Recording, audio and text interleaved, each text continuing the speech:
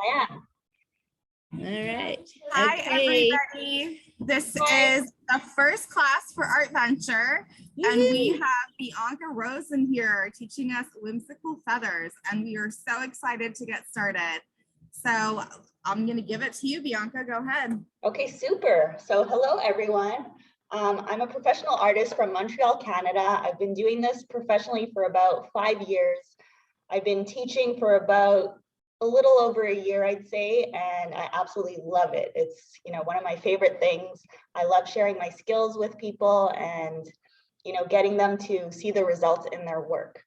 I do want to mention that watercolors is a very different type of medium. So it's not at all like acrylics or oils. It's very different. And the way I like to work with it is to not have expectations when I paint and just kind of see what happens. So I sort of let the paint do what it wants to do. And that's where the fun usually comes in. And that's what I'm really excited to teach you today with my feathers.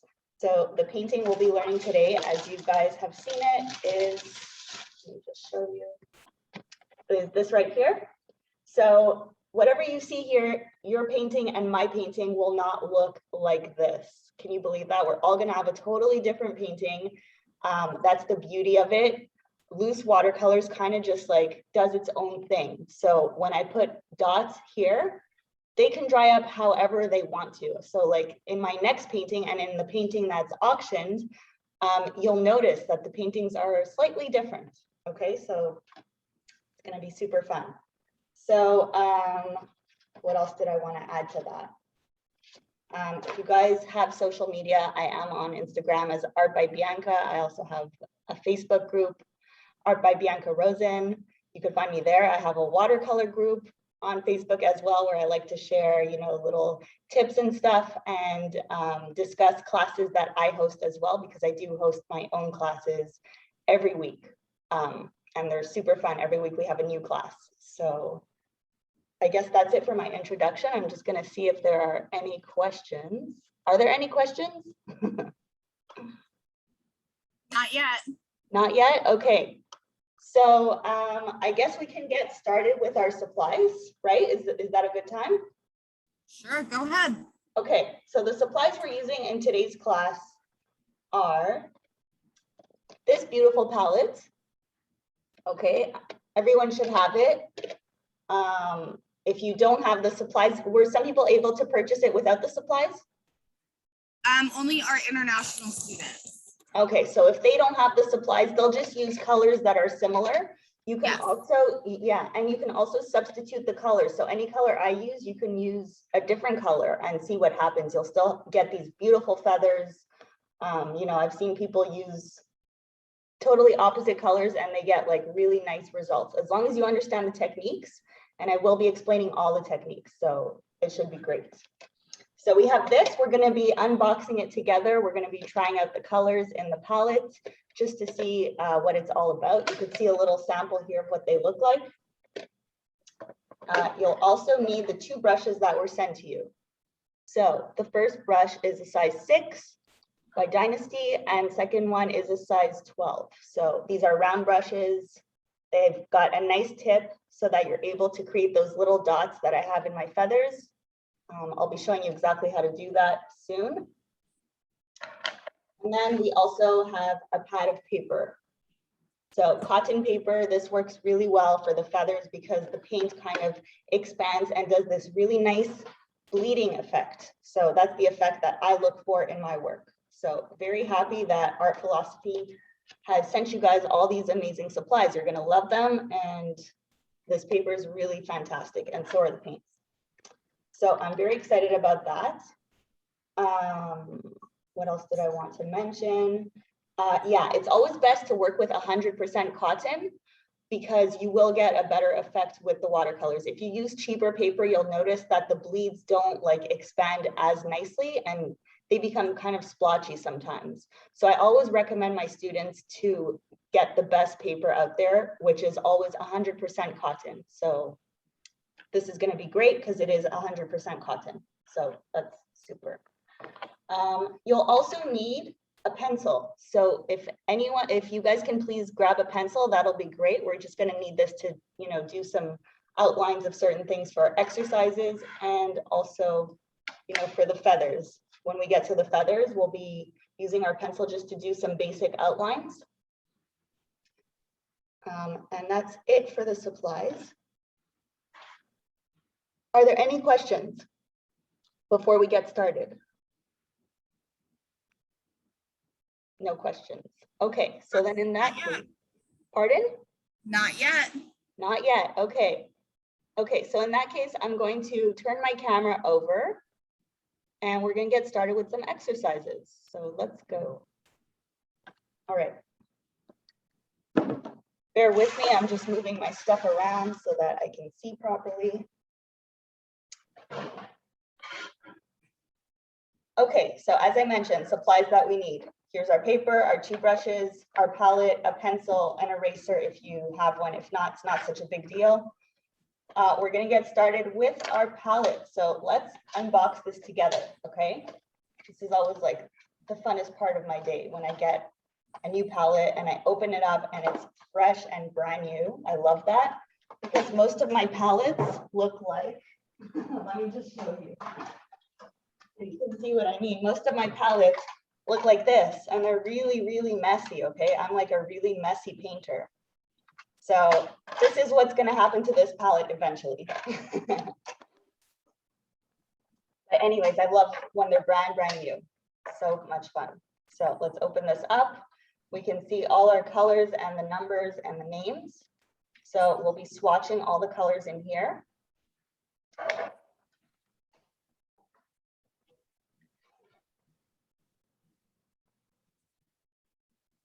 Okay, so you'll need your water. If you have a piece of paper towel to kind of dry your brush as we paint, that's always useful to have. And of course our brushes. So let's start by opening this up. We're gonna go color by color. So this one's called Tokyo.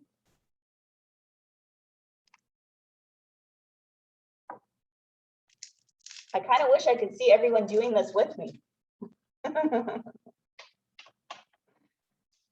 All right, so Tokyo. So let's start one by one. So I'm dipping my brush. This is how watercolor works for those who have no idea. You want to dip your brush, grab the water on your brush, and then make sure it's all over your brush. You see that? And then you go into your little sample paper and you just color that in, almost like you're coloring, a coloring book. It's very similar. Okay, that's our first color. Super, super nice, right? Very colorful, vibrant. Next color is Rome. So I always love opening these. It's like opening mini presents. So much fun.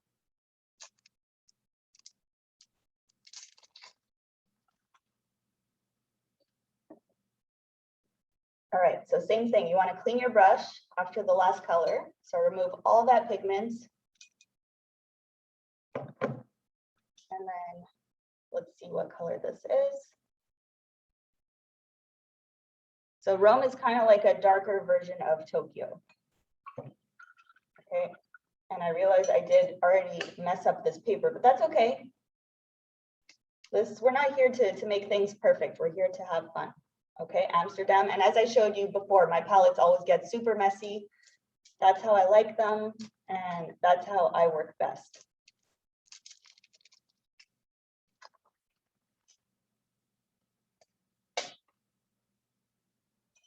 So clean your brush. Second. Okay, and then, so this is like a really nice deep purple.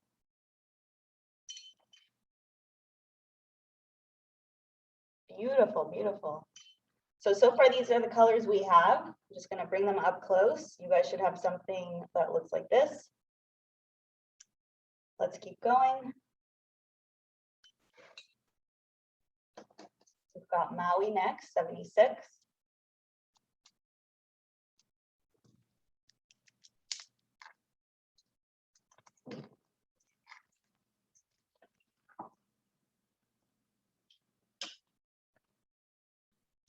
So this looks like an orange, like a vibrant orange. Let's see. Oh yes, love it. This is very fall. Kind of like the trees outside. Here in Montreal, we have lots of beautiful orange trees in the fall. We have Jordan, 77.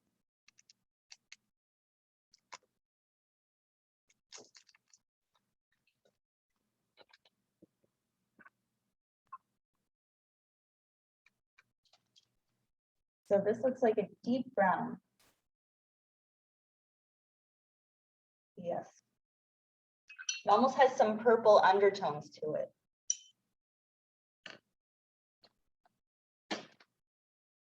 Okay, number 78, Pesco, let's see. This is another brown. And I believe I used some of these browns in my second feather. Yeah, you see I've got two different browns here.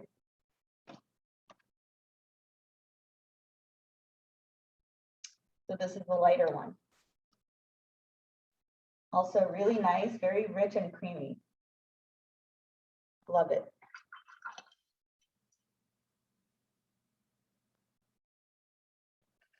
Hi, Regina. I just saw your comments. Welcome. So Dubai is next. Regina, are you unboxing your paints with us today? Or did you already do it?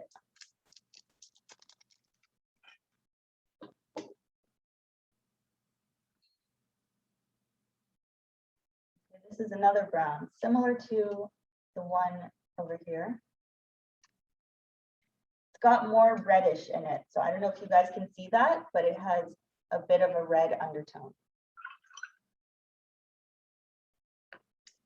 Oh, it's got Jamaica. So Jamaica's green, obviously.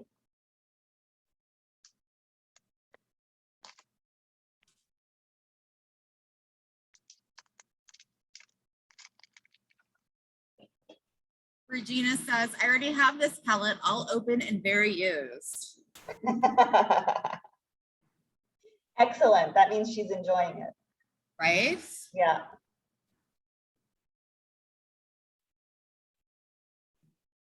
Yeah, I love this palette too. It's super pretty. But I love all the palettes, honestly. All the art philosophy palettes are just beautiful and the quality is fantastic. Yeah, I use them in all my work. Then we've got London.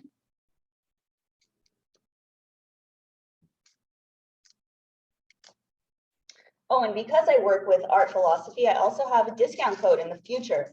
If you guys want to try their other palettes or other products, whoops, you can use my code. It's Art by Bianca 15% at checkout.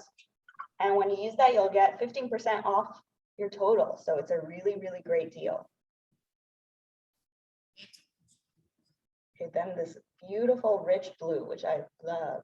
Look at that. It's so nice.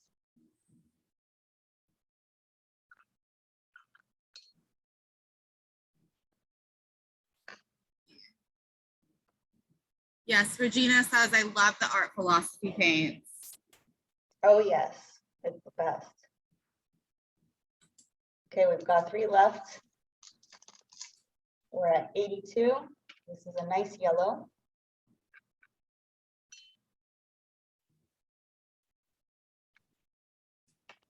And make sure that you clean your brush properly between each color, because if you have blue in this, it's going to turn green. So you want to make sure your brush is completely clean of blue. Look at that. So rich, so vibrant, beautiful. Okay, now we have Budapest, which is a really nice violet.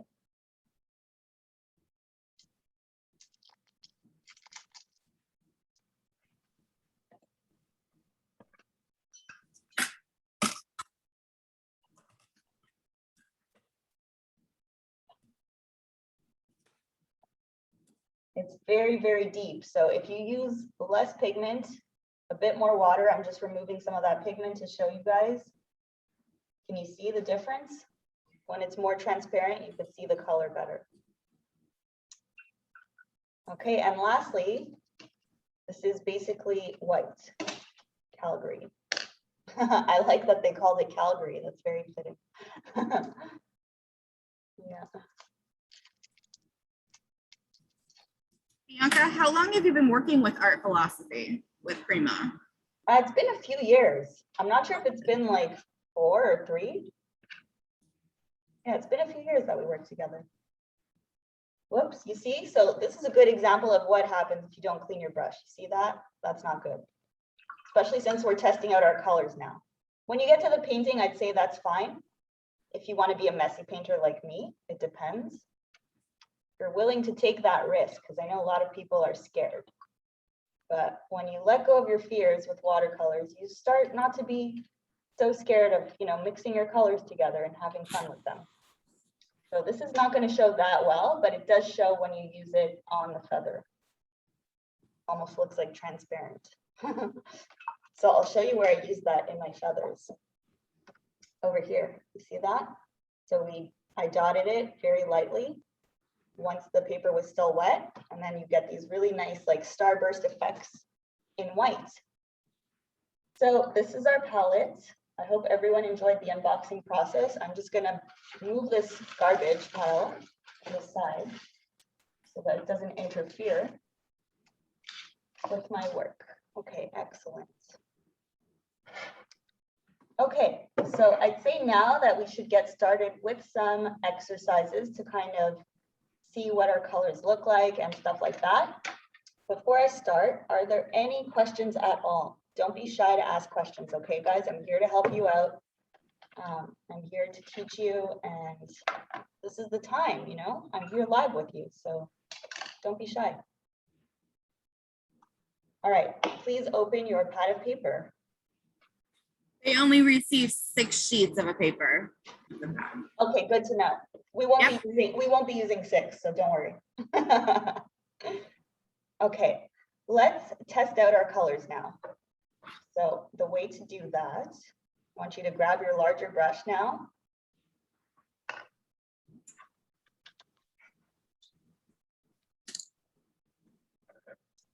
And have your water nearby.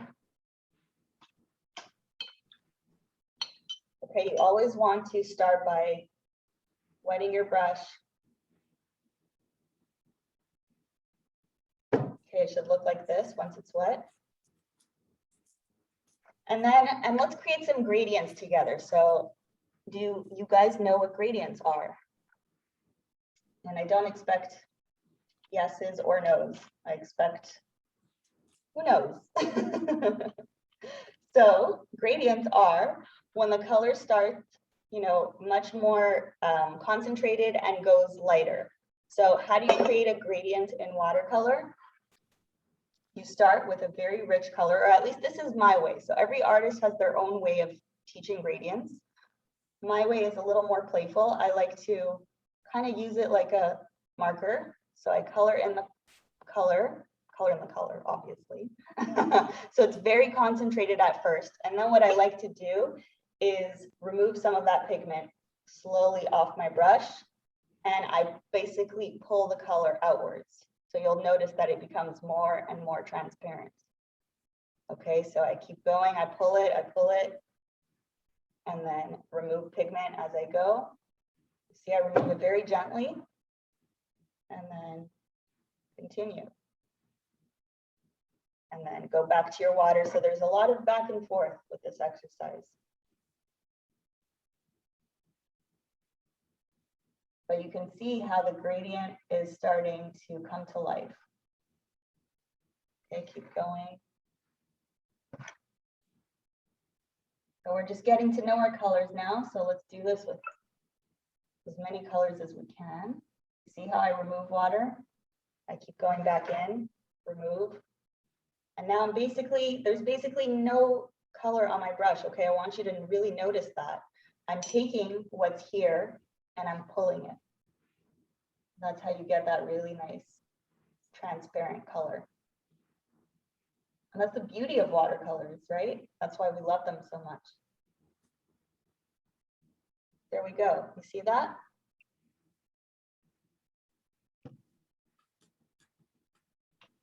Okay, let's do that with a few more colors. So let's do Rona. So remember, you want to fill your brush completely with all the color, all the pigment that you can. You want it to look something like this. See how concentrated that is? And then you start here. And by the way, you could start the other way too if you prefer. You don't have to do left to right. You could do the other way around. You could also start light and go dark, but in my opinion, that's a little more tricky. So I like to do it this way. Okay, you see how I color in? I'm coloring it in, and then I go into my water, remove pigment, and I do that slowly. You see, I still have a lot of pigment. You can see it, but I am slowly removing it. So gently dab it in your water. You can test it out on your paper towel to see, and then keep going. You just keep doing this until you reach the end.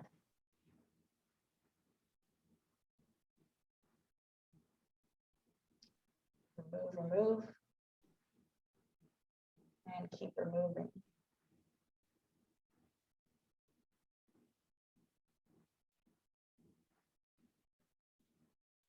So on camera, these colors look quite similar, but you'll notice on your paper that they're not. They're different in a very discreet way. This one's brighter. Okay, let's keep going. Then we've got our Amsterdam, which is super, super nice shade of purple that we are going to use here and here, okay?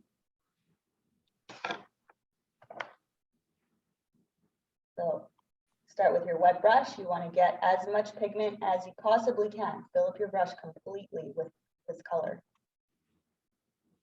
And you're going to see this is going to look almost black on camera, but it's purple.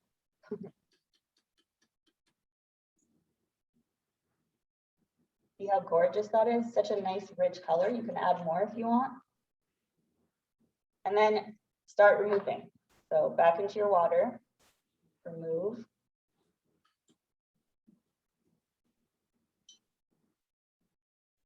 And keep going, keep going.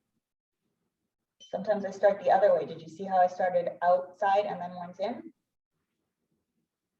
I want you guys to challenge yourselves and try this out just for fun.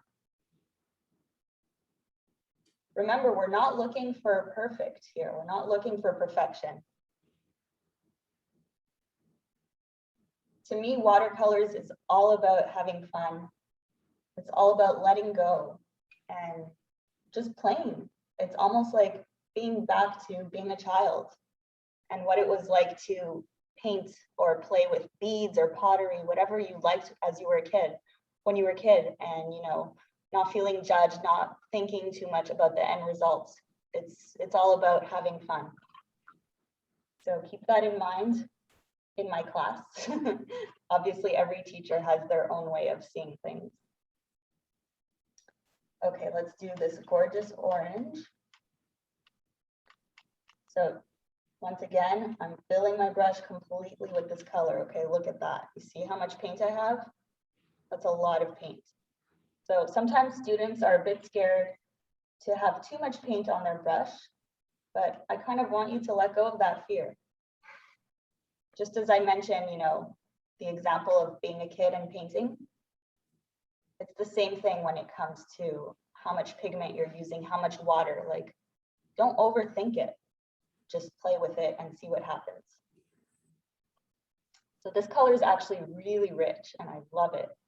So I'm removing a bit more color as I go. You can see on my paper towel, still quite rich. So it's taking more time for this one to become transparent because it's so pigmented. So I'm still removing pigment and pulling this out. And now I'm going to remove all the pigment because, as you can see, it's still quite rich, but I do want it to be more transparent. There we go. Excellent.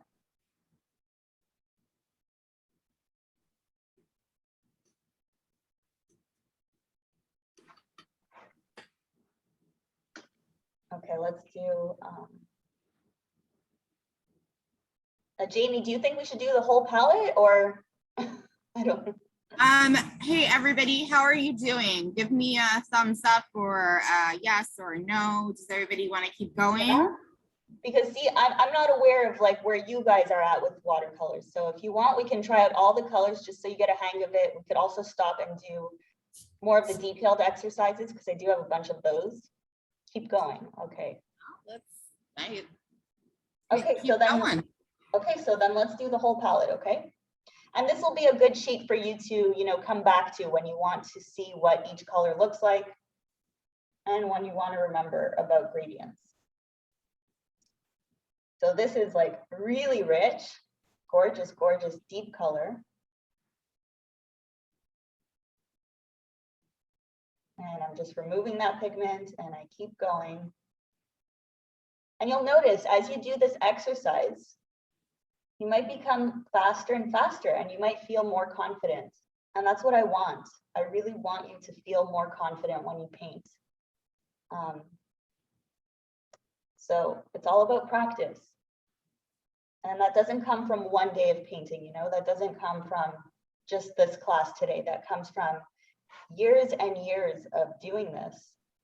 At least for me, that was my journey. It was a lot of just every day doing a little bit. So I want you guys to also know that you shouldn't have, you know, crazy expectations that you're going to have a masterpiece after this class, because we don't know if you will. You may end up with something you're really happy with. You may end up with something you're like, huh, that's not so great.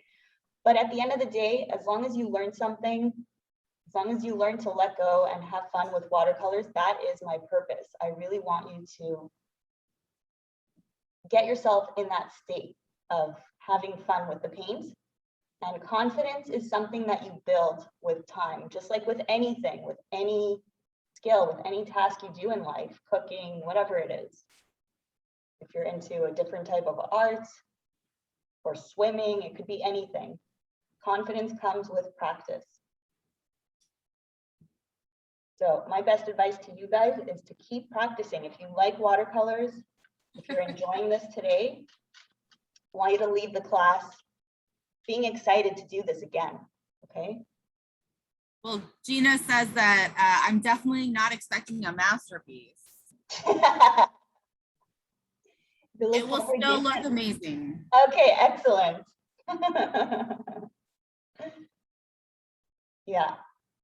The most important thing, pardon? I was just gonna say, Gina said, if it looks halfway decent, I will be happy. And I was gonna say, of course it'll be halfway decent because Bianca's teaching it. Oh, you're so cute. Go ahead. What was I saying? I don't remember. Must not have been that important then. I guess not. So you can see I use my paper towel a lot, so it's like starting to soak my table. I do enjoy using paper towel, but sometimes you've got to switch it around. So let's use this side now. And I've got more on the side, so I do recommend purchasing paper towel, especially with watercolors. It's a great thing to have on the side. Let's keep going with our green.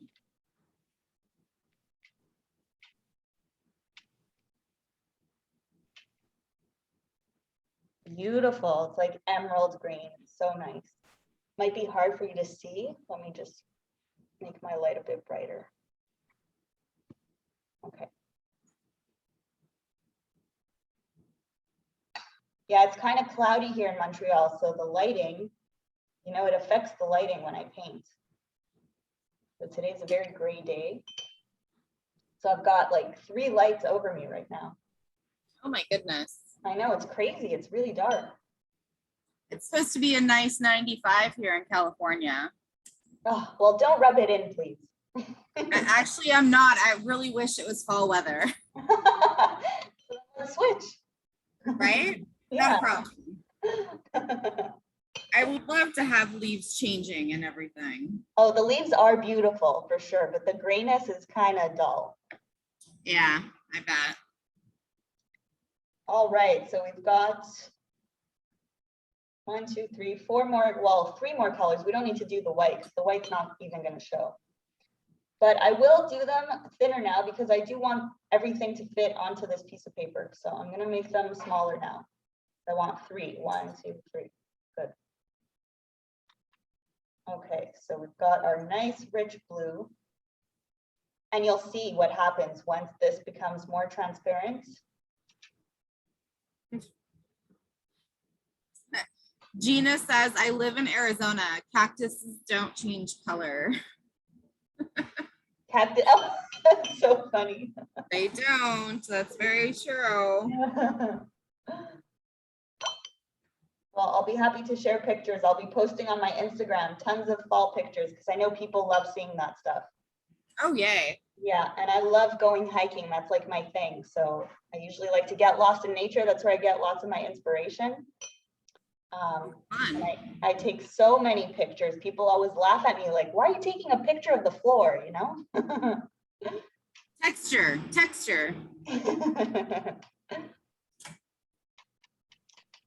Okay, so I just wanted to mention, you could see how this color becomes, I find it becomes almost like a totally different blue as you add water to this.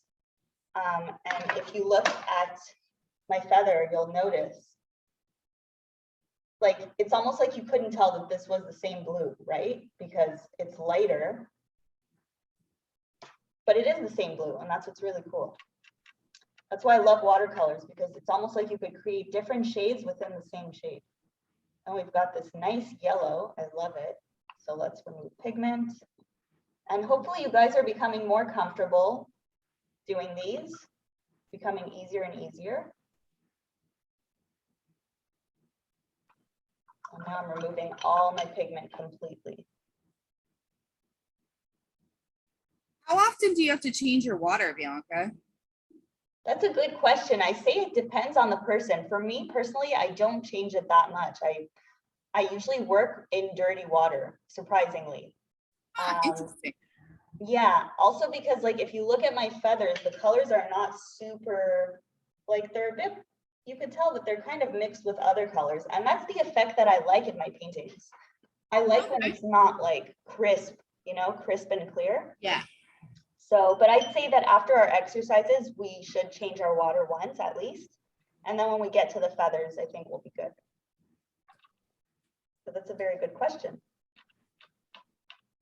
Okay. I try. You tried. That was excellent. Doesn't happen often, but you know. Okay, last color. We've got a tiny little space here, so let's make this work.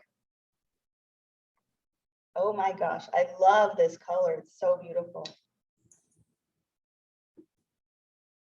Okay, I'm trying to be really gentle here because I don't have that much room. I'm removing pigment as I go and kind of doing this backwards just because I've got little space. All right, and there are all the colors of this palette. How pretty is this, guys? This is almost like a painting in itself.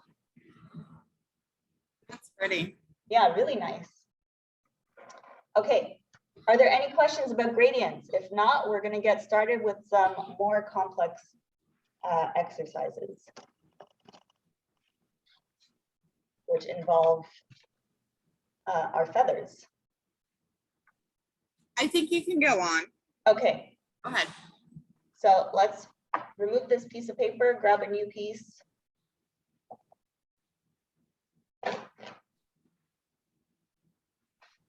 Okay, you could keep this next to you if you want to look back, just to know what colors are which. If you want, you could also write down what each color is.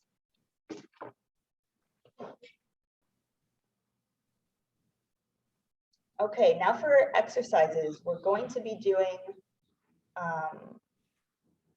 we're going to be practicing water control now. So knowing how to create these bursts of color. There's a lot of water control that goes into this. So for example, if you use too much water, you're going to get something that looks more like this. If you use less water, you're going to get something that looks more like this. And it's all about control. So let's do some practicing now. I would recommend drawing some squares. So let's do a few different squares. Hold on, I'm just gonna move this because it's soaking wet paper towel.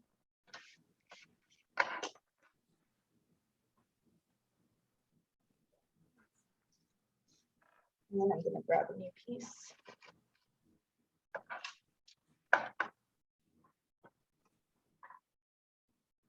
All right, let's draw some little squares.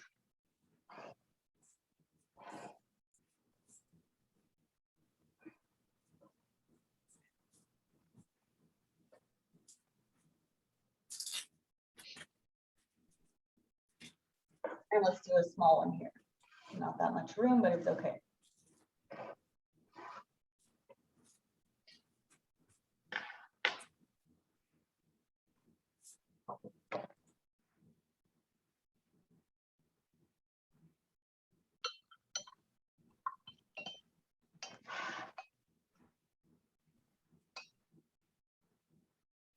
Okay, so practicing water control.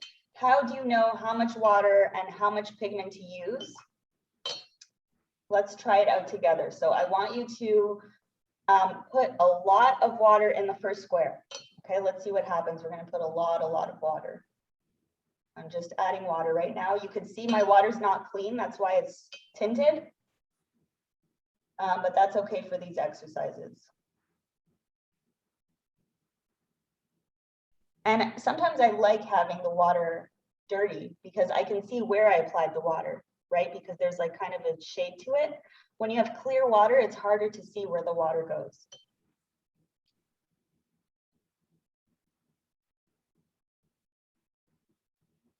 So I'm adding like, look how much water. I'm like going back in, I'm adding more, I'm adding more. Can you see how much water? It's like about to drip. Do you see that?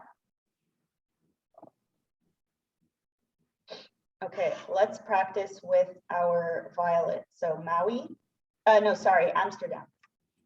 So what I want you to do now is, you still have water in your brush, it's clean. Go into your Amsterdam, grab some of that purple, and just make a dot and see what happens.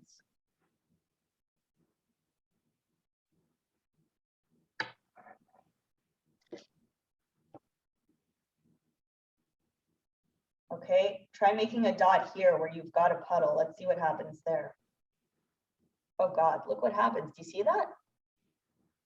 It's just beating up and kind of staying. It's not really moving. And you see what's happening here? It's like it's flowing into a puddle. So this example is to teach you that if you have too much water, you're going to get these weird puddles and you won't get the effect that you're looking for. Everything's just going to slowly drip down. Everything's going to drip down. This too, you could see that the paint is already starting to go down. You see that? It's being pulled by this puddle. There's a huge puddle here. Okay, so when you're painting your feathers, you don't want it to be this wet. This is way too much water. And you'll even notice once this dries, you're going to see it's going to look totally different. Can you see how it's going down? And look what's happening here. You have this big puddle. Okay, so let's write down too much water here.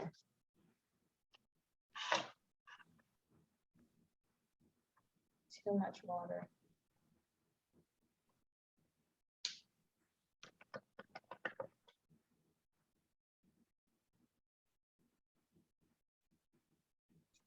Okay, let's try the same thing with less water.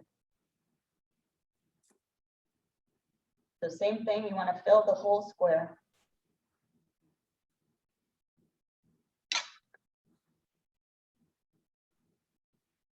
But I want you to pay close attention to the difference. Okay, look at the difference now. Difference between the water here and the water here. Look, I'm tilting it to show you. Do you see that? Do you see that here it's bumpy because there's so much water? And here it's not. Here it's just shiny. There's just a little shine.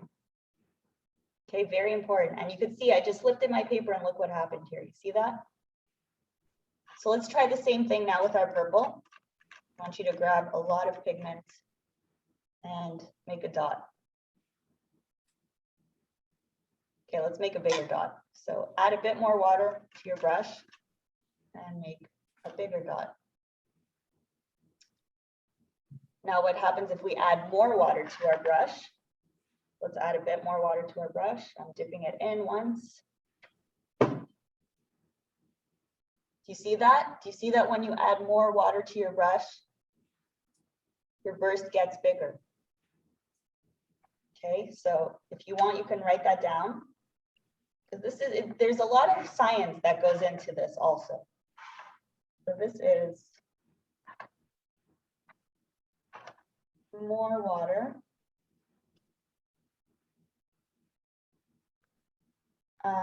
And plus pigment. Okay, and this one here is less water plus pigment.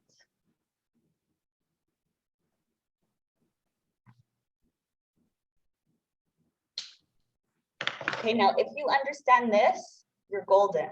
You're going to be able to do these feathers like there's no tomorrow. Let me go back to the feathers and show you what I mean.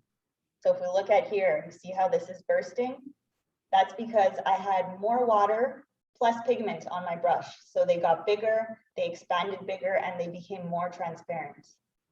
Okay, whereas here I had less water plus pigment. So when you have less water plus pigment, you'll get something that's more concentrated, like these two over here. Okay, is that clear for everyone? You can even add an arrow here.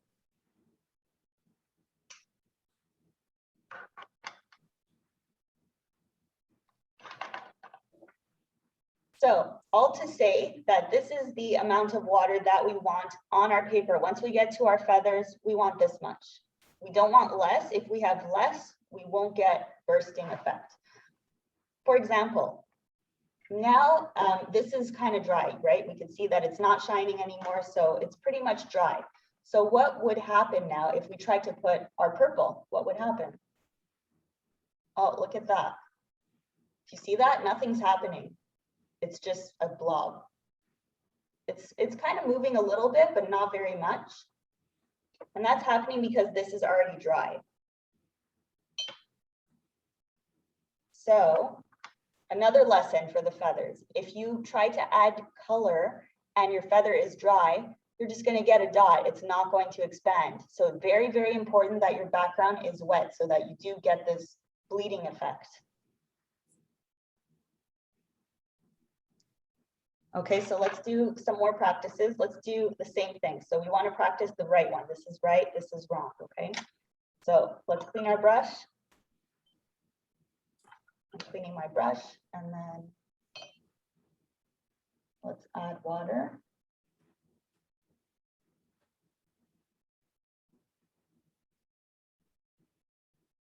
And this is how we're going to paint our feathers too, okay? We're basically going to have the shape of our feather. We're going to draw it together. We're going to fill the whole thing with water like this. And then it's all about working really fast. If you don't work fast, your feather's going to dry.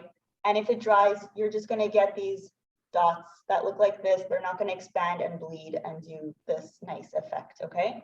So very important to work fast. We'll be doing some practicing, so don't worry. Okay, let's grab our purple and make some dots.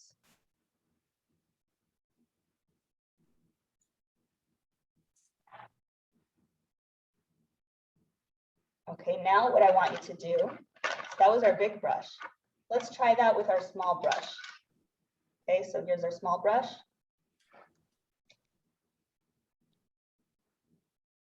So I'm dipping it in my water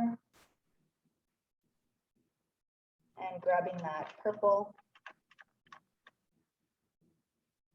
And now let's just use the tip of our brush, okay? Just the tip of our brush. Very gentle. You're like tickling the paper right now. Now look at the difference. Do you see that? Smaller dots, bigger dots, more bleeding. We've got more water here, right? We had more water here. We also used a bigger brush, so they're bigger. And here we had more pigment and less water. So we have smaller dots. Okay, we can try it again. You got to work fast though. If it's dry, this isn't going to work. As I've already mentioned, I'm going to keep repeating that because it's the key.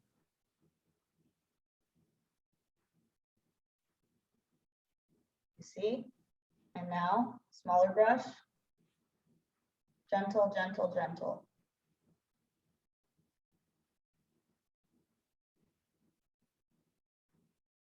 Okay, is this working out for everyone?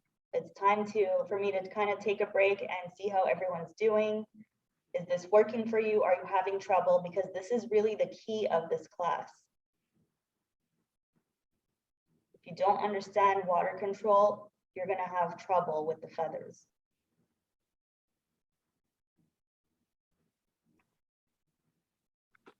We got a thumbs up from Tammy. Thumbs up?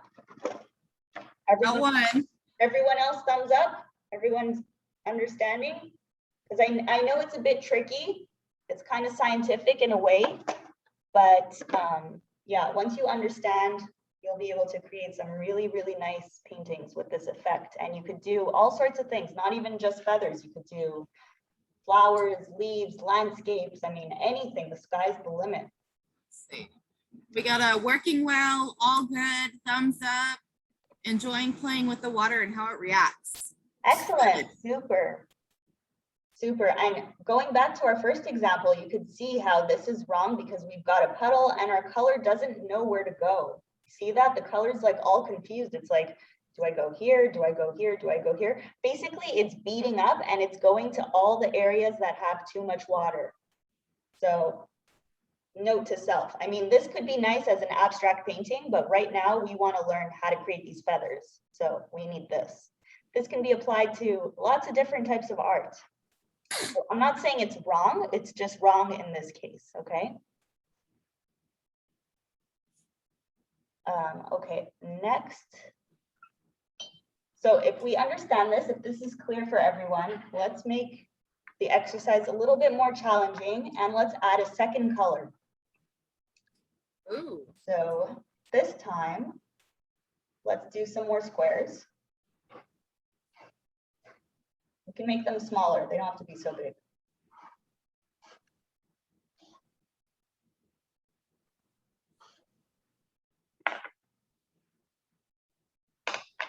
Okay, going back to my first feather, I want us now to add yellow as our background, and then we're going to add the purple. So we're doing this, but with yellow in the background. So first you want to start with a clean brush, so remove all that pigment. And then fill this in with water. And go back to here if you want to know how much water to add. It can be tricky sometimes if you're new to watercolors, this can be a little tricky, so it does take time. Don't worry if you're having issues now, just practice, even after this class, you know, keep practicing and you will improve, I promise. Okay, so we've got our water.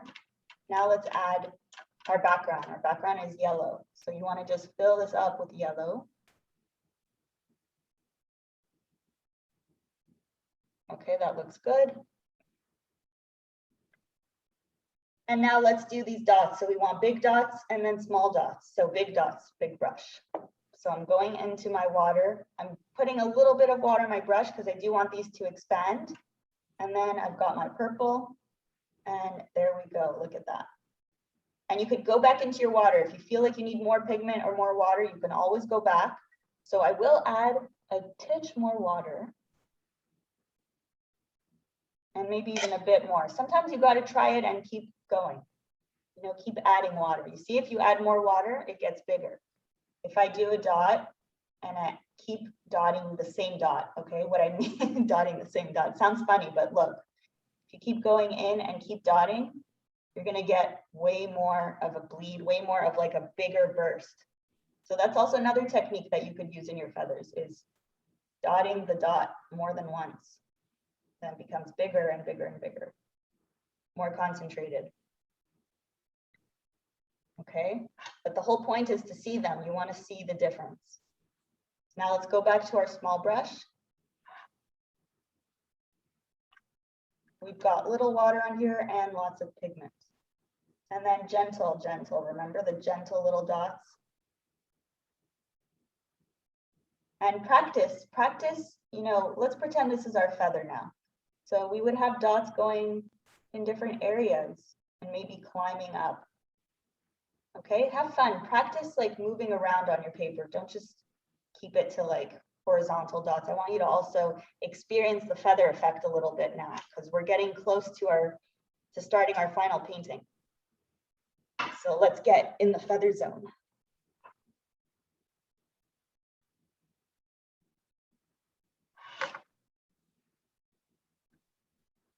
Okay, if that's clear, let's do another example. Let's pretend we're doing our second feather. So clean your brush completely, remove all pigment. And then our second feather has this color. I'm just looking at it and going back so that I've got the right things. It has this color and Jordan. So these two. So the background, oh, I don't know if you saw that, sorry. So it has this color as the background, very, very light, and then this color in the foreground. So you want to start with the light brown.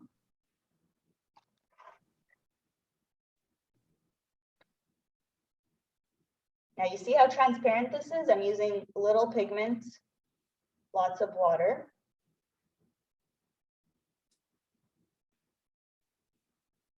And then once I'm done with this is where I start dotting the dark brown.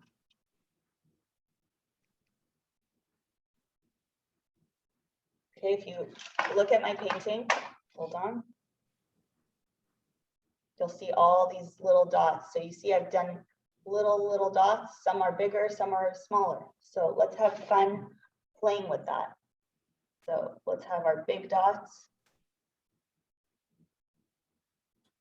And then we can go back to our small brush, clean it up, because I know I have purple on mine from before. And then into our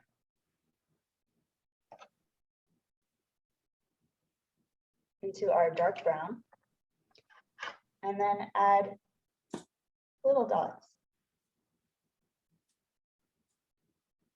And you see how I'm making this a wave now? I'm imagining this is my feather. So play with that wave, okay?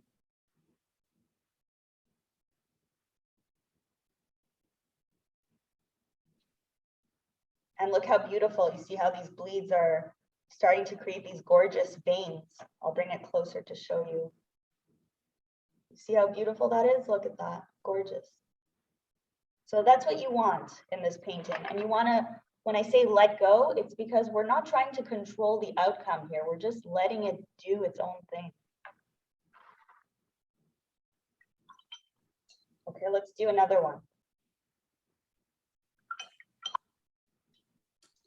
Now let's practice the third feather. The third feather has blue as the background. Actually, I believe I had some green in it. Let me just see. Just gonna test this out. Yeah, so it had a tiny bit of green. So our green here, the Jamaica, just a tiny bit and a bit of blue. So if you want, you can use your palette to create that color.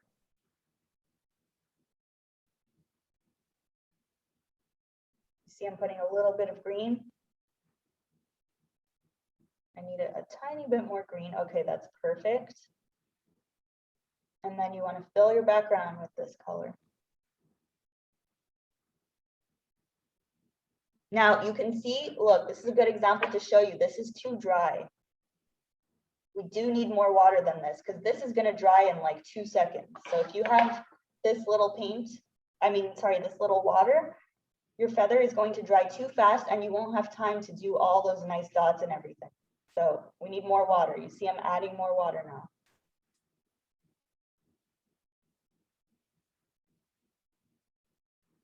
Okay, we can add some more blue in here. Why not? I feel like it should be more blue.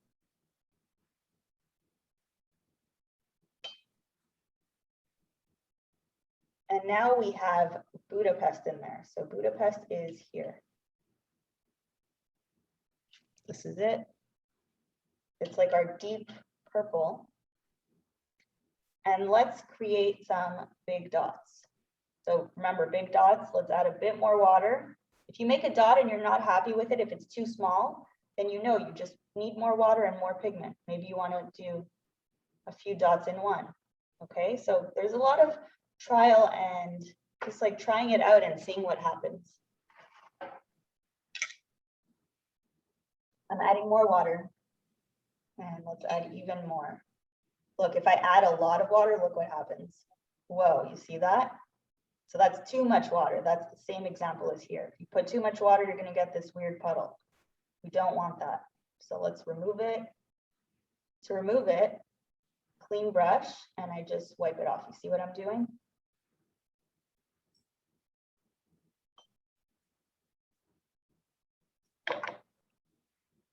Okay, and now let's create some smaller dots.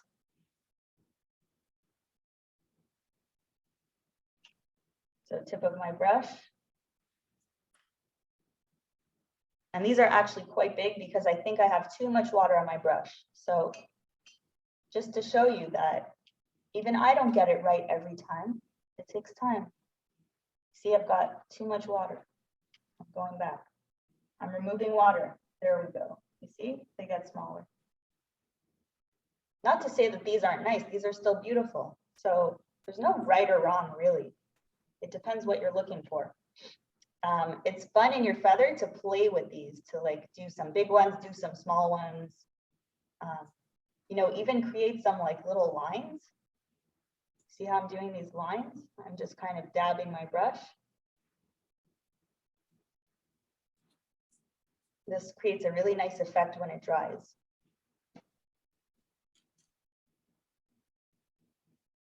Okay, I'd say that the last feather is probably the most challenging because there are a lot of colors in it. There's like red, green, brown, and blue. So why don't we practice that one now? So this time I'd like you to draw a feather. Let's make this even more challenging now, our exercise. So this is our feather, okay? Something like this.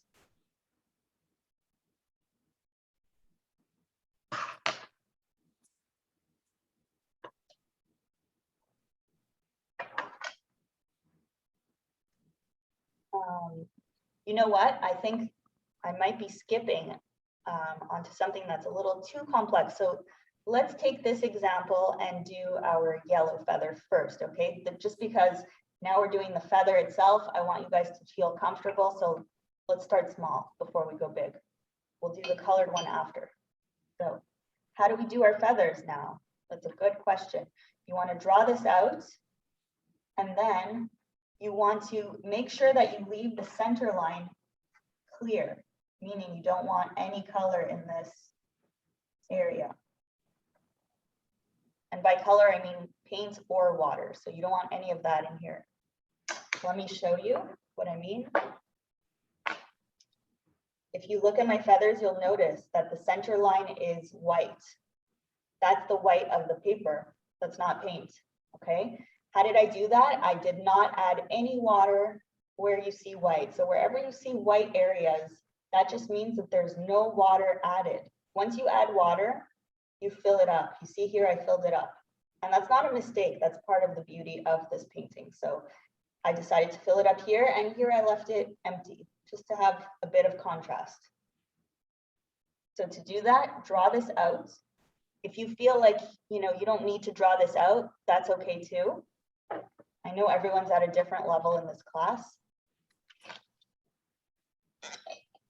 Personally, I don't usually draw my feathers before painting. I just go right in and I start painting right away.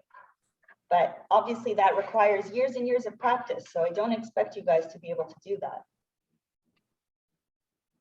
Okay, I'm just moving my light around. Okay, so we're doing the yellow feather now. So do you remember how to start? We have our yellow background, and then we've got our dots. Now, as I mentioned, this area stays white. So what we're going to do is add water everywhere else, except in the center.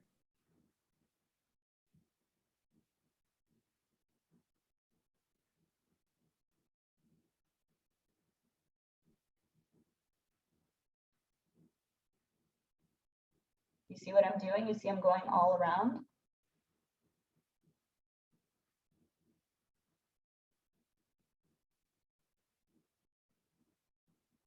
And where this becomes tricky is that you need to work fast. I know I've mentioned this before. I'm going to always mention it. Watercolors dries extremely quickly. If you don't work fast, this is going to dry up and you won't get bleeds. You're going to get those dots that just don't move. So we need to work really quick. So background was yellow, right? Especially on top, we had a lot of yellow. So let's add some yellow. Up to around there. I'm stopping now, okay? Look what I'm doing. I'm gonna remove the yellow off my brush. So I'm removing it into my water, and then I'm pulling the rest down. I want this area here to be a bit more transparent, that's why. By the way, if you go over part of this center line, that's not a problem. Remember, we're not looking for perfection in this class. We're just looking for a nice loose feather. So don't worry about it too much. Okay, at this stage, I'm just removing a little bit of water because I've got a lot here. So what I do is I suck it up into my brush and then I wipe it on my paper towel. So here I've got a bit too much also. So sucking it up into my brush and wipe it off. And now for the color. So we're back to our purple. Now we want this to be a bit transparent, kind of like we have here. So you can test out your purple on your brush to see what you've got. This is pretty transparent. That looks good to me. And then you want to add your dots. Now this is trial and error. You can see that you don't see my dots very well. All that means is that you need more pigment. So try it out with more pigment, see what happens. You see? And just create these fun little dots.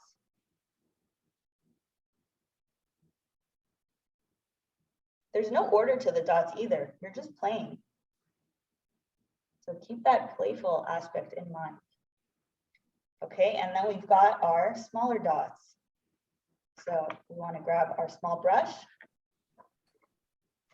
And you could kind of see that I have a bit of a puddle here. That's why the color is going towards the center. So fine line between too much water and not enough water.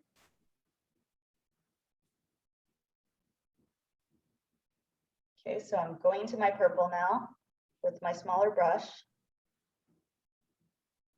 and little dots.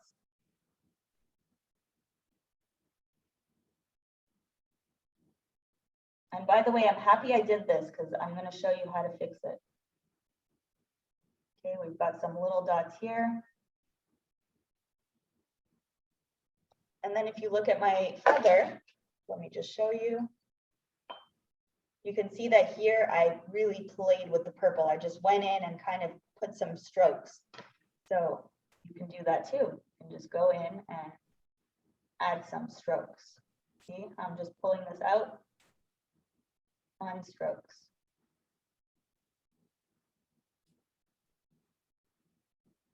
And feel free to leave some of that white of the paper in between, because I find it always gives it a nice effect. Okay, you can pull some little pieces here. Now going back to this, you see the issue here? I had too much water. I did this. So it goes to show you, even the teacher can get it wrong sometimes, okay? It is tricky and it is a science. So how do you fix this? You grab your smaller or bigger brush, it's up to you. And you just want to suck up this pigment right now. I mean the water. So let's suck some of it up. You see how I remove it onto my paper towel? So I'm just removing those puddles because they're way too puddly and the color is not happy. It's just kind of staying stuck and not moving. Once I've taken charge of that, I can go back into my purple and then add my dots once again. And now they're going to work, you see? Now they're not going to puddle up because the puddle is gone.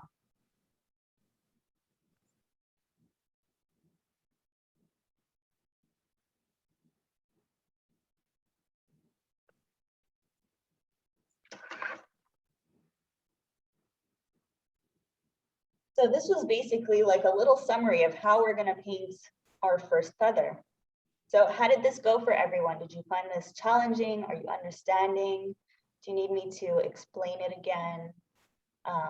We will be doing some more practices, so don't worry. We'll be doing the other feathers too before we go to the final.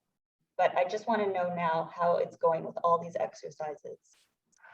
You can see how everything is drying. It's drying completely different to how we put the paint in.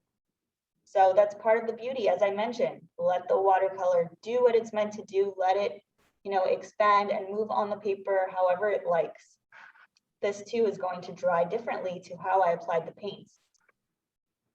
So keep that in mind. Can you show the purple feathers again? I definitely need more practice. Yeah, you're gonna need more practice. Don't forget, I've been doing this for years and years and years. So for me, and you can see it's still challenging for me. I still make mistakes. I had a puddle here. I showed you how I fixed it. It requires practice. It is very scientific, especially this part. But once you understand the science and water control and how much pigment, how much water, it'll become much easier. And I promise you, just keep practicing. And I have no doubt everyone in this class, with a little bit more practice, if you practice your feathers again after the class, you'll do awesome. I also wanted to mention, please tag me. If you have Instagram or Facebook, tag me. I want to share your work. I want to see it. I want to, give you my advice. If you have questions after the class, I want to help you out. My goal is really to help my students. I want you guys to achieve the results that you're looking for. So that's part of my job. And it makes me really happy, of course. When you guys do good work that you're happy with, I'm super happy. I feel like so rewarded. And yeah, so this is the feather. Hold on, I'm just going to turn on my other light. It's getting quite dark. So one person said, struggled a bit having issues with the amount of water to use. And then I need to get faster or learn the water control better. And then we do have a question is, how do you keep the paper from warping? Okay, so if your paper is warping, I would suggest using some tape. So you could tape down your paper. Is it warping on your pad of paper? Because if you look at mine, you could see it's warping a little bit here, right? You could see from the curve, but it's nothing to be concerned about. I can still work on it. Everything's still fine. It's normal that it warps a bit because you're using water at the end of the day on paper, so it's going to happen. If it really bothers you, I would suggest to tape down, grab this sheet, put it on your table and tape down each side. So 1, 2, 3, and 4. Okay, you still might get like a bubbly effect, but your paper will be stuck to the table and that might be easier for you. Struggled a bit having issues with the amount of water. Oh, right, I read that one. And the person who wanted to see the yellow feather again, this is it. But you're going to notice they're always going to look different, okay? See, if you look at this example, totally different. Similar but different, right? The color, the proportions of color are very similar. Like I've got my purple strokes here, I've got my purple strokes in this area, then I've got my smaller dots here, and the yellow area, which is here. So Michelle had asked if you could show the purple feather part again. This part here? Yes, correct. Okay, so we can do this over again. So let's do it. So let's draw a feather once again. I'll make it a bit smaller just because I want it to fit on this paper. So your feather can look, however you want. If you've got a feather at home, you can also look at it as an example. So I'm lucky enough to have some feathers in my house, some that I found. And I always use these as an example to see, you see, this is where I would leave it white. If I were to paint, I would leave white here and white here and white here. So it's always nice to look at a real feather to see what does a real feather look like, And you see the shine here? You see the shine in the center, right? And that's why I like to leave it white in the center. So always like real examples.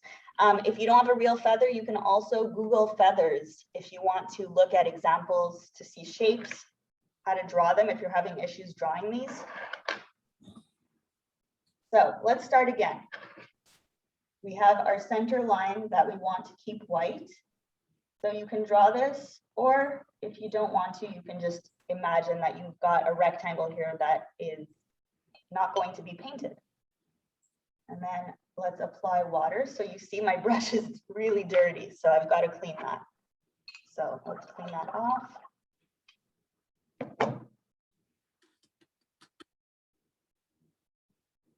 It won't be such an issue though, because as you can see, all the colors kind of blend together. And I do want that. I do want the colors to mix and flow together. So it's okay that my water now is purpley.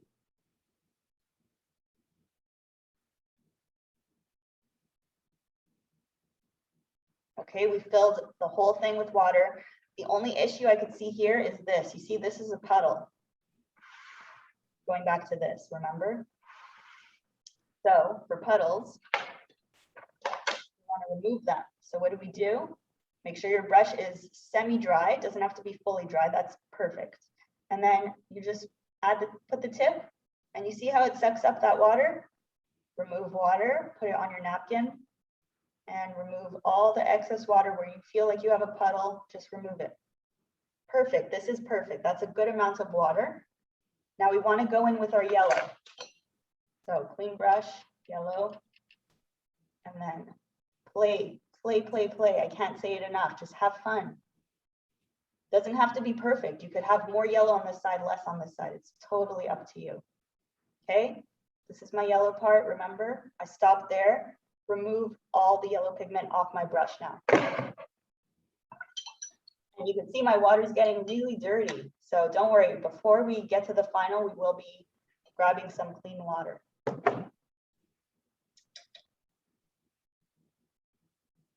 Okay, and then what I want to do is pull this yellow a little bit. So I'm pulling it down and pulling this down.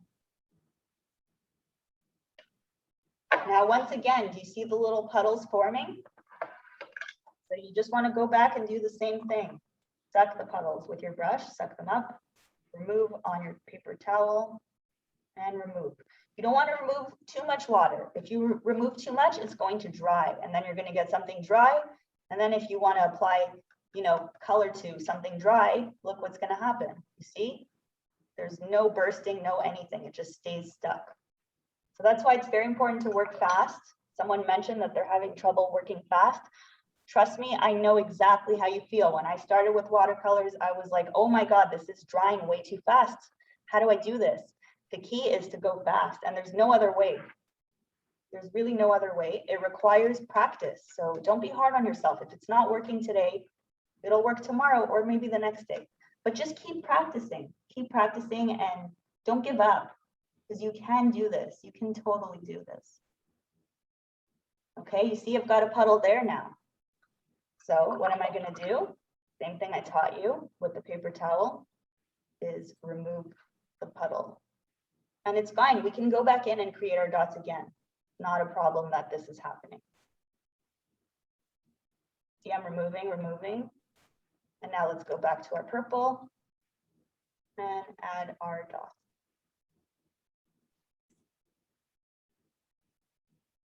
And you see I've removed more water and more pigment, so now it's more transparent. So try that out. Try more pigment, less water, less pigment, more water. Just try different versions and see what you like. Because at the end of the day, this is going to be your painting. Okay, so is that clear? Everyone understands this part? Those are the bigger dots, and then we go to the smaller ones. So we grab our small brush.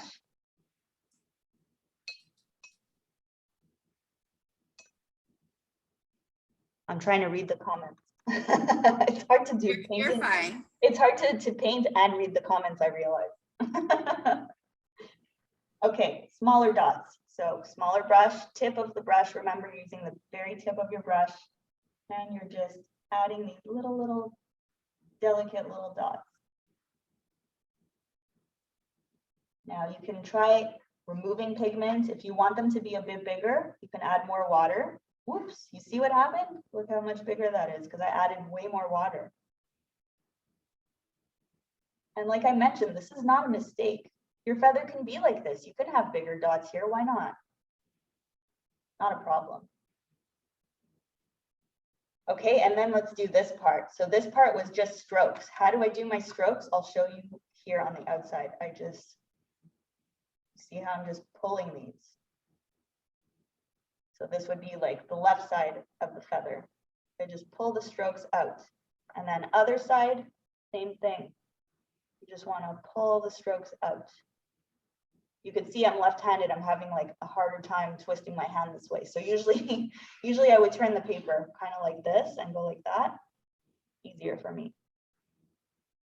Okay, but this is basically how I do those strokes. So I'm going to my water, going into my pigment, all with the same thing. And strokes. And play with your strokes. They should be random. They don't all have to be in the same area. Just have fun. Pull them out of your feather too. Like, don't be scared of doing that. And then you can have some little baby ones down here, right? Little ones here.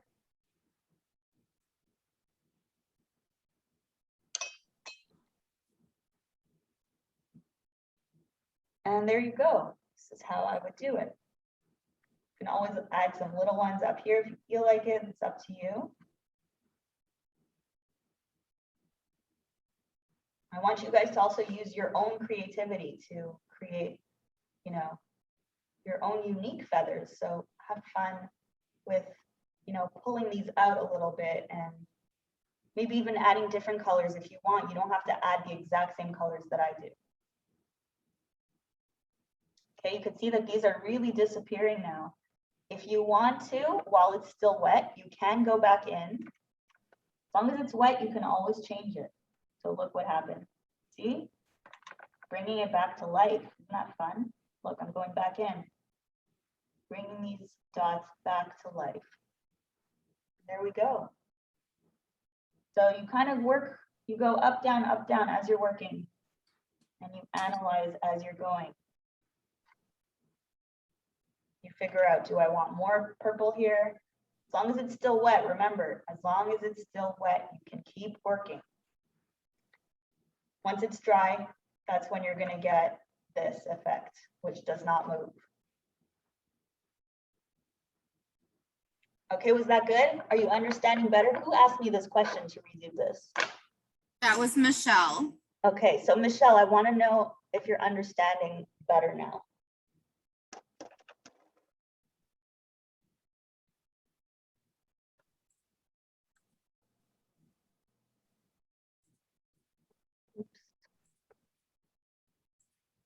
Yes. Yes. Okay, excellent. Good, good, good. So once again, it's a lot of practice. As long as you understand the techniques, you're good to go. Keep practicing. That's my best advice to you. You may not have a masterpiece today, but as long as you practice these techniques over and over, you will eventually understand and they will become second nature to you. Okay, so how much time do we have left for the painting? Just so I can kind of calculate. We have an hour and 45 minutes. Okay, perfect. So we have time to do more exercises. Yes. Which is great because that'll give you guys more confidence when we do get to the final. So now let's practice.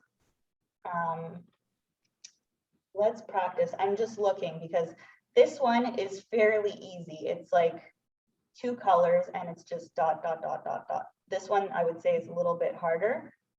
This one has more randomness to it. So like I put dots here, but then here I kind of let it, you know, be a little more loose. So maybe let's practice this one because it's different. So for the shape, draw something that looks similar to that. And also, you know, I just realized if people do have issues drawing these, I don't mind doing a sketch after the class and emailing it to them if that helps them. So I do want to mention that. Okay, so let's do it here. I'm gonna make it small because I do want all this to fit on my paper. So this one is more rounded on top. And you can see it's got like spikes. So keep in mind that it should have little areas that come out. Okay, just remember that when you're painting, you can always add them afterwards, like I did here. Tina says, looking like practice will be key. Absolutely. And that's what we're doing now too. We're practicing. So keep practicing with me. I'm telling you, you will improve. I'm sure you're already feeling way more confident than when you started. I guarantee it. But just keep going, keep going. It's a work in progress. Sorry. So And if you could go ahead and give us a copy of some feathers, people would really like it. Would love drawn feathers. Drawing is not my forte. okay, excellent. Yeah, sure, we could do Right. that. Okay, spikes. Yeah, so actually when I do host my own personal classes, I usually give the sketch. So yeah, I totally forgot. It happens. Yeah, it does happen. But you know what? As long as you can create, it's kind of like a bubbly thing. So keep them simple for now, not too complicated. I'm happy to share my sketch with you after. Or if you want, just, you know, look at feathers, pick up feathers around you and analyze them and look at how they're shaped. You know, I always like looking at original feathers, like I mentioned before. It helps me a lot, and I know it's going to help you too.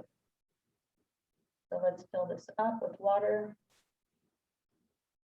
Okay, so the key here, the difference is that because there are these spikes, I kind of want to add water inside my spikes before I put pigment, just so everything bleeds together.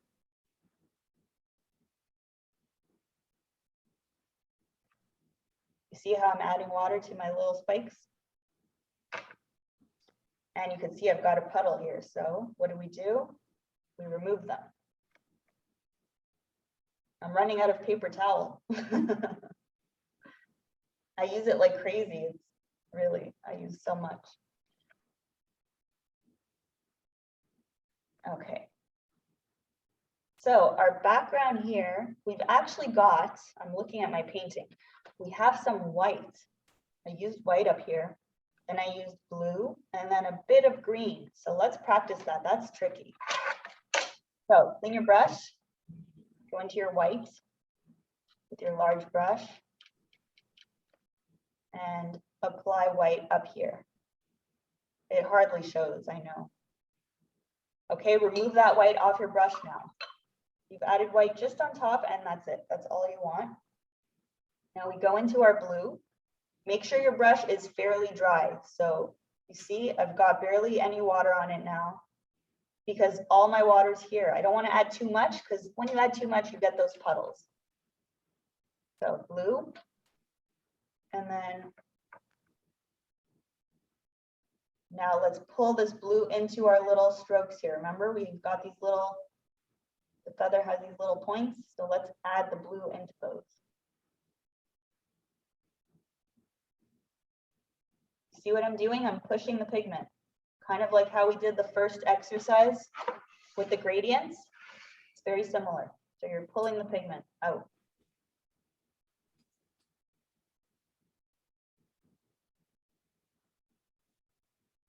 Okay, and then we have some green down here. So you want to go into your green, but you don't want too much. So make sure it's kind of transparent. That's perfect. You see how transparent that is? And then go to the bottom area of your feather and strokes of this very delicate green.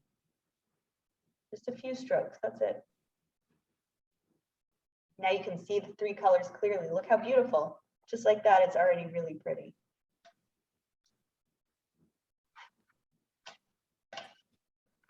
Okay, now I want to grab my small brush. And this is where the fun part happens. So now we can go into our purple. I believe I used Budapest here. So that's this color down here. So let's go into Budapest and we can try it out on our palette. And then if you look at my painting, you can see it's kind of random. So keep that in mind. It's bigger dots and almost like lines. So kind of like what I did here. So just watch what I'm doing, okay? You see, I'm doing a stroke that's like this, like an M. Okay, so practice this, M. Now do it on the other side, M. Keep going to your pigment. If you don't have enough pigment, just go get more. Okay, and keep going with your M.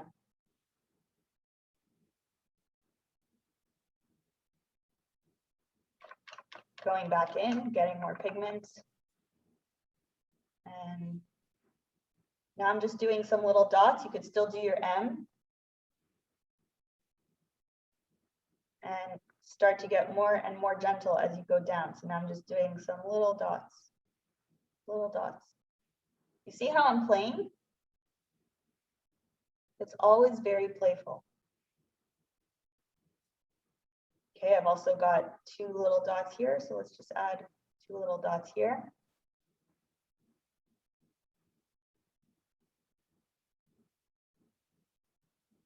Okay, and now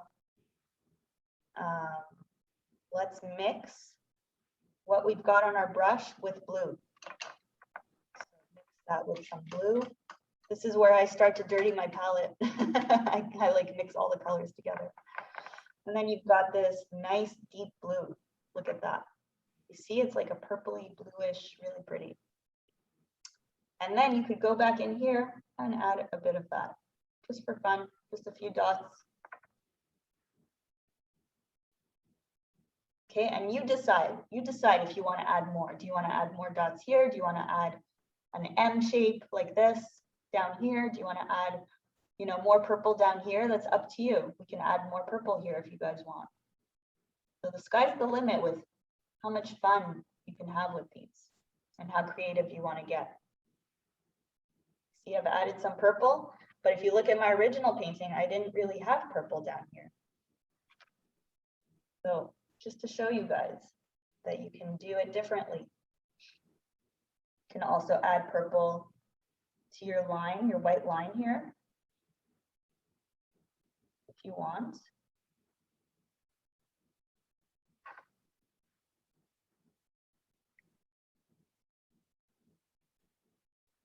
I'm just looking at it and, you know, deciding where I want to go. I want you guys to start doing that too. Look at your painting and decide, do I want to add blue here? Do I want to add some dots?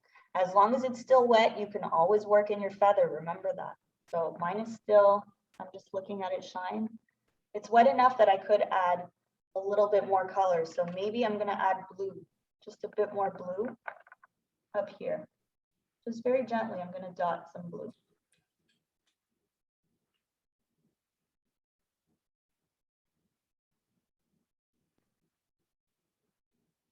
And that's it. And then you just let this dry. That's the beauty of it. You don't work too much on it. It's wet. You work on it when it's wet and then you stop. So this one was probably more challenging than this one, I'm sure.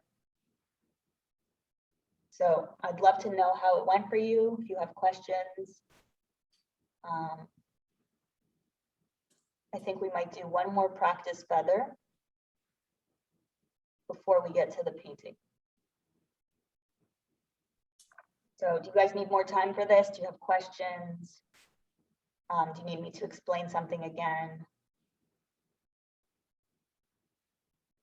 I think everybody's too busy painting to get on the keyboard here. Well, in that case, I'm gonna have a sip of my coffee. There you go. If the feather dries, do you re-wet? If the feather is dry, that's a very good question. So that's where you could mess up. If it's dry and you add water, you might end up smudging all the colors together. So it's a bit tricky. That's why you need to work fast. It's kind of like you got to do this once properly or it doesn't work, or this kind of thing happens. But if it's completely dry, try it out, okay? Try it out with very clean water. So make sure your water's clean in this case. Go back on top and add water. Can we try this feather again? This one here? Yeah. Yes. Okay, let's do it. Because somebody else wants to show the purple lines again as well. There are little M's. Okay, so this one or this one, blue or yellow? It was the blue and green one. Okay, mine reminds me of a blue, green, and purple candy corn. That's Okay, let's do it.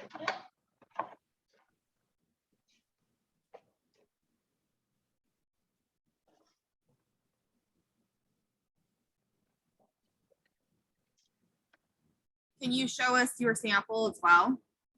Yes. Again? Absolutely.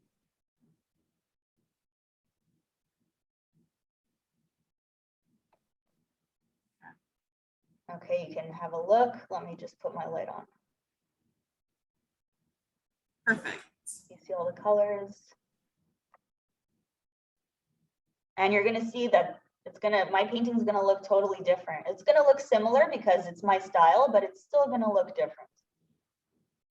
I also don't like copying exactly what I've done. So like sometimes, like I showed you in this example, where I added purple here, I like to do that. I like to switch it up.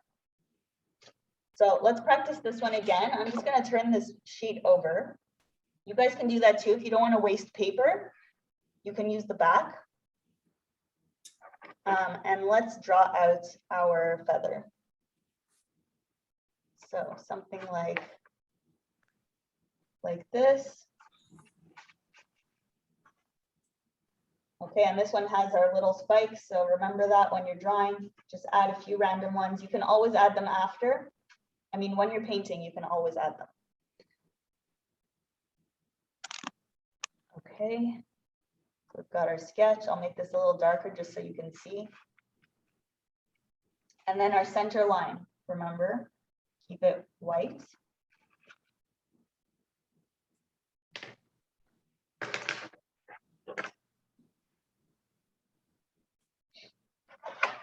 Okay, so let's start again.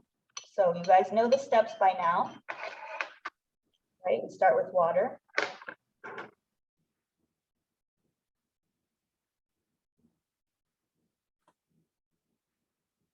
And you want to fill the whole feather minus the center with water.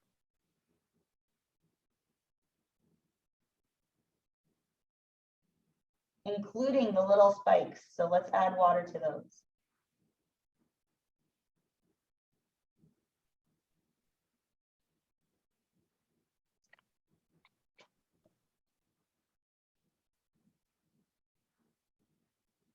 Okay, next we had our white. So let's go into our white. We add our white up here. Just a little bit. Clean your brush. And now it's time for the blue. So I go in about halfway.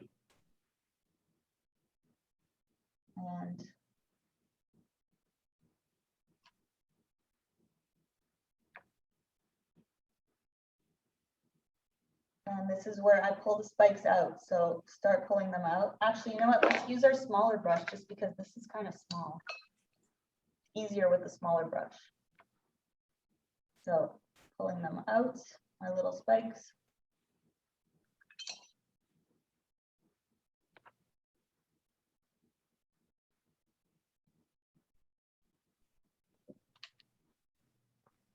And feel free to go in and add more blue. If you feel like you want more of a punch to your painting, just go add a bit more blue. Doesn't matter where you put it, you decide, you're the artist. I'm adding mine here. Okay, so we had our white, our blue, and then the last color was green, remember? So the green goes down here. The green is very delicate, so you don't want too much. Something like that is probably good. Yes.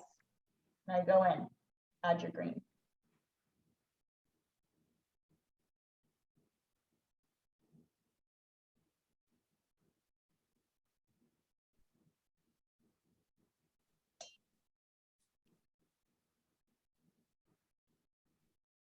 Okay, I'm just checking that my paper is wet enough still. Yes, it is. Good. Okay, everyone's done this much?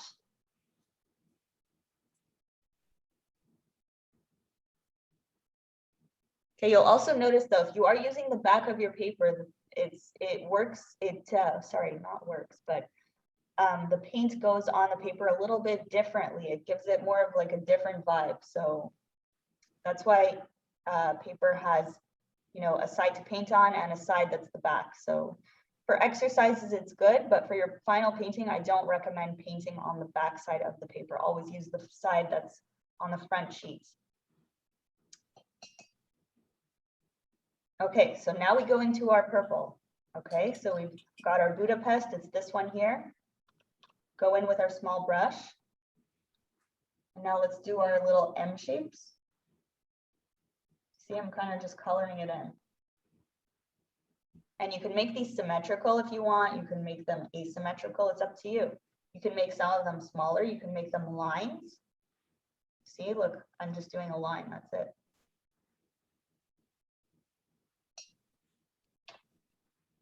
And then you can go back with more water, more pigment. You see how this one's really rich? That's because I've added a lot of pigment and a lot of water in this area.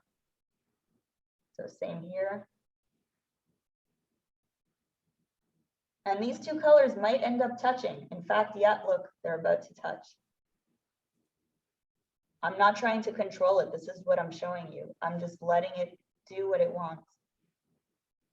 So, and this one too is going that way. Part of the beauty, I want you to realize that. How can you tell front from back since we didn't get a full page? Oh, a full pad. It doesn't seem terribly obvious. That's a good question. So I can totally tell the difference. The back has much less texture. Okay, you're going to notice that the back has less texture. It's almost flat. The front side has a lot more texture, almost, I want to call it detail. So really, you know, try turning one of your pages like this and compare both sides. I think you can also feel it. So if you feel the back, it feels more glossy.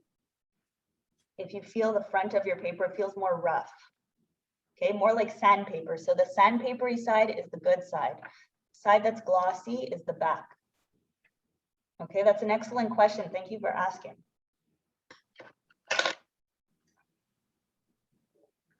Going back to this, you see how the colors are flowing?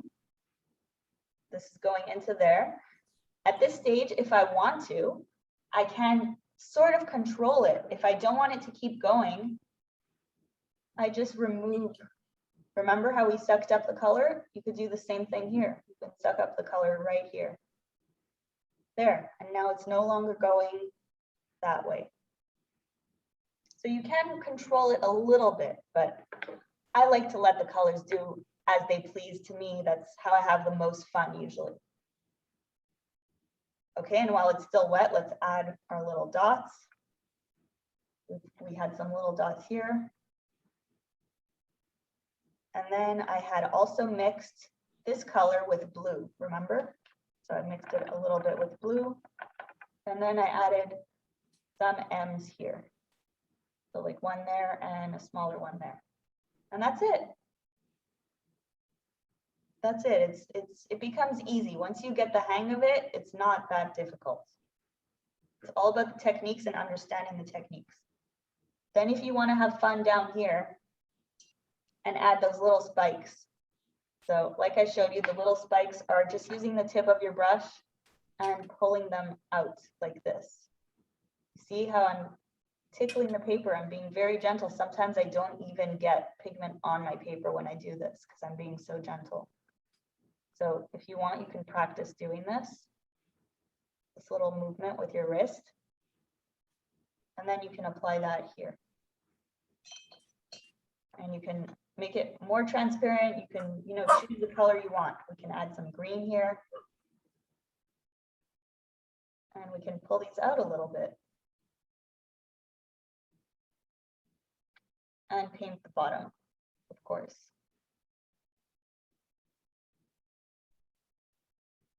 Okay, so you can decide how much fluff you want at the bottom of your feather. or how little fluff. You can also not put any at all if you want.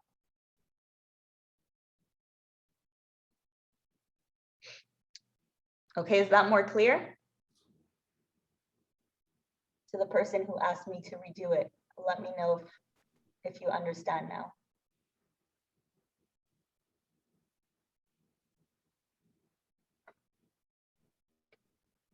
Oh, someone asked me to keep my original in view. The issue is that I don't have enough room to do that. Right.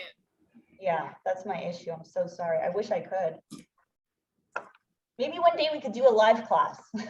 There you go. That would be great because then we could really refer back to this. It would be so much easier.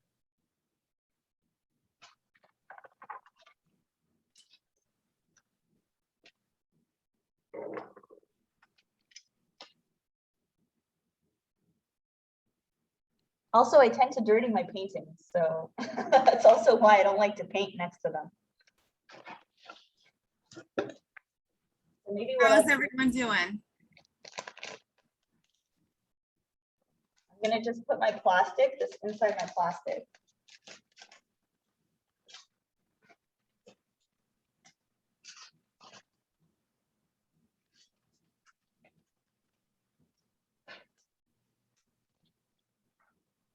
We got a thumbs up from Nancy and Jason.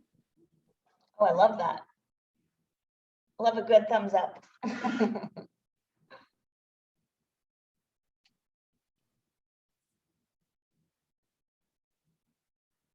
Okay, so are we good with exercises? I say we do one more exercise. Let's do this one because this one's really challenging. And then we could start the final painting. Oh, Regina, I'm so glad you're having fun. Yay. Super, super, super. Okay, so this one, as I mentioned, more challenging. There's a lot of color going on in here. Remember that we don't have to do it exactly like this, okay? We can switch it up. We can add less red or more blue. I mean, the sky is the limit. I always want you to keep that in mind, that you can have fun with this. So let's draw this out.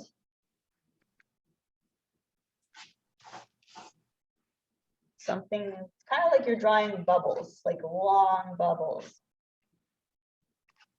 Like oval bubbles, I want to say. Okay, so this is my oval bubble. Center line. This one I didn't have too much white in the center, but that's up to you guys. If you want to add your white, you can do it. If not, you don't have to.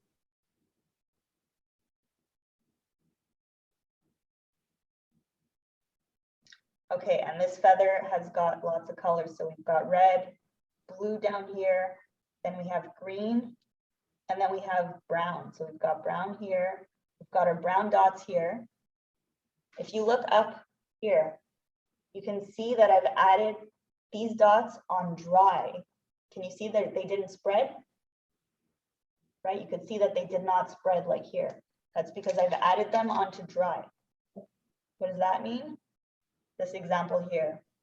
So if you add paint over something that's already dry, it's going to stay as is. It's not going to erupt and make these bleeds, okay?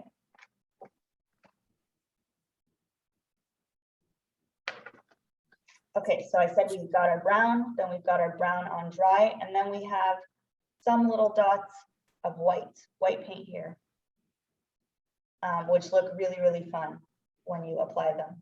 And then we've got some of our Budapest down here. So it's like a dark purple and mixed with the green, it almost looks like black, but not quite.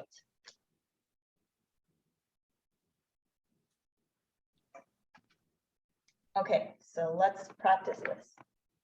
We start the same way as all the others with our water. Clean water or semi-clean water, and then fill this in.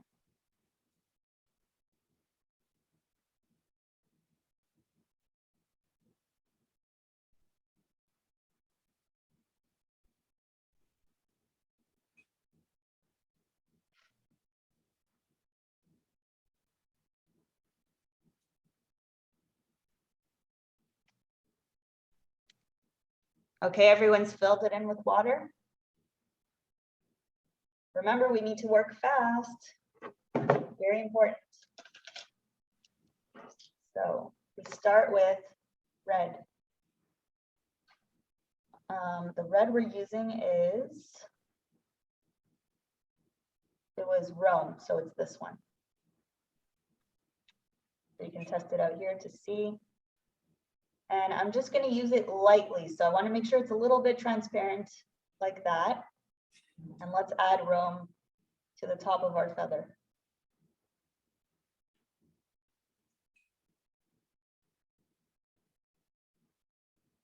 Okay, that's it. That's all you want. Next, we have some blue. Okay, so clean your brush now. Remove that red. And now go into your blue. And test it out. And I do recommend having a sheet of rough paper when we get to our final. That way you can kind of go back and forth. You can test out your color before going into your painting, okay? So that's some very good advice. Now let's drop in some blue in the second part.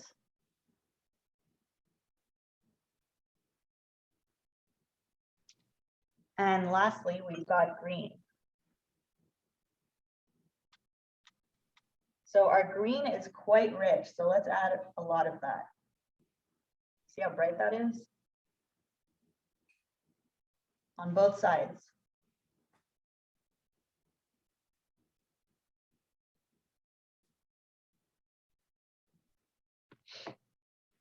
Okay, at this stage, I would say, see how we've got the little feathers poking down here? I would say let's do that now with our small brush. So continue with your green, and we're doing these little strokes again, remember? So let's add these here.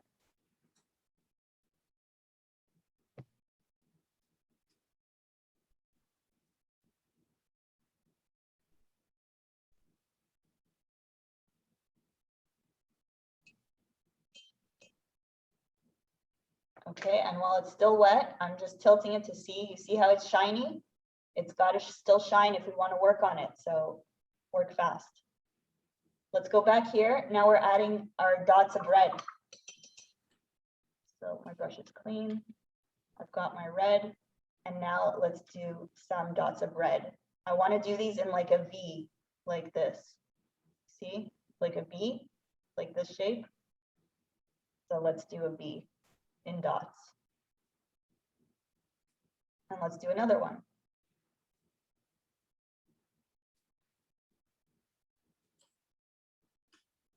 Okay, and let's add, see I've got more dots going down. Let's just add a few dots going down.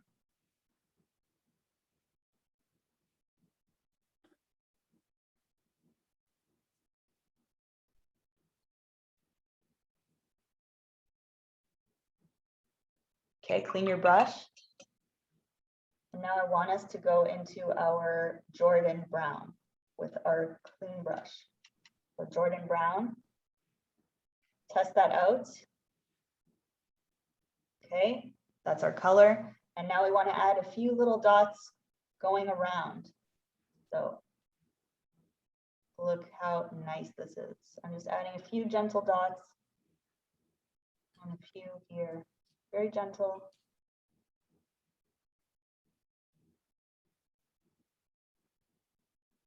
Okay, you can keep going down if you want. I'm going to stop here. And then I'm going to add a few more here.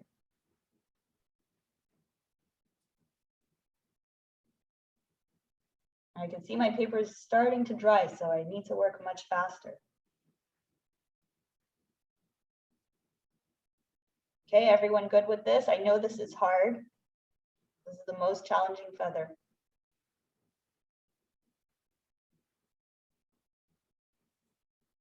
So clean your brush, go back into your blue. Let's add a bit more blue here. Just randomly, just do like these fun dots. Have fun with it. Okay. Clean your brush.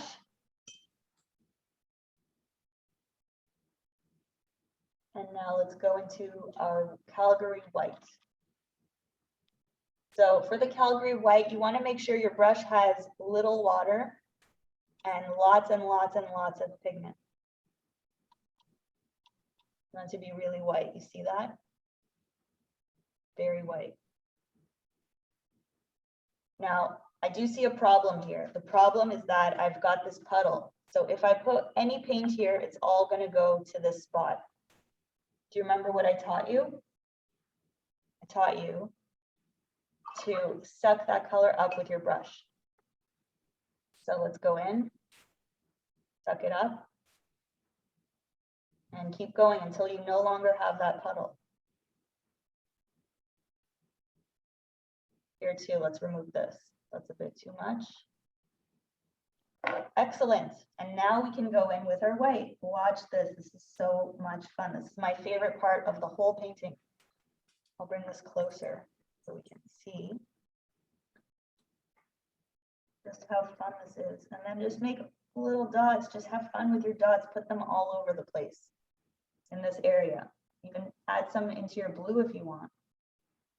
And watch them expand. Like, look how fun that is.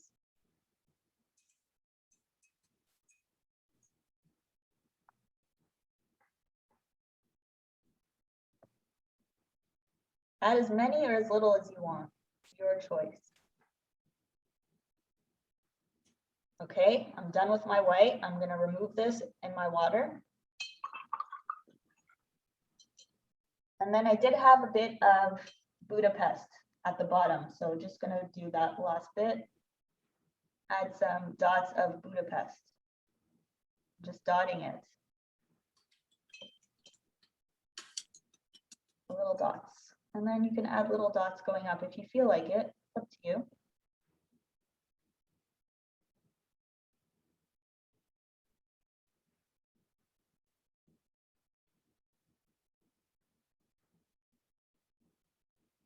Okay, and just look how the color starts to spread.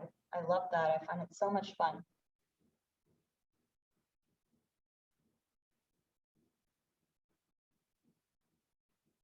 How's it going so far? I know this one's challenging. If the paint dries, can you add more water before adding the dots to help them spread? Yeah, you can try that, but don't add too much water.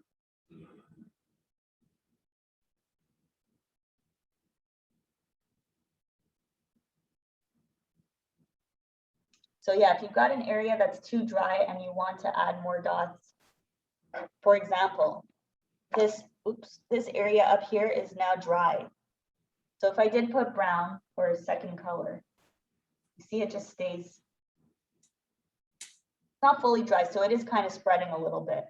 But if I wanted it to spread more, I don't like doing this, by the way. I don't like adding water when it's dry, but you could add water like this. See how I'm adding water? And then you can decide to go back in and add more brown. And then it starts to spread again. See that? How cool is that? So you can do that. I just personally, I don't really like doing that because I find it mixes my colors and I don't want them to mix at this stage. But that's a good question.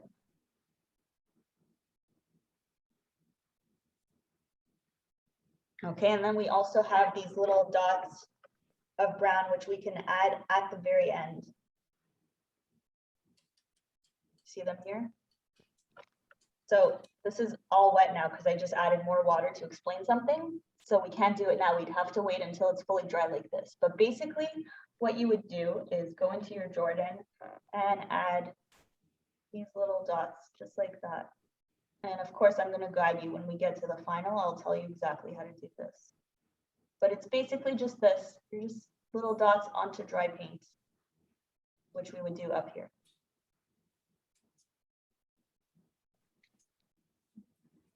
Gina says, so it just gets back to work faster.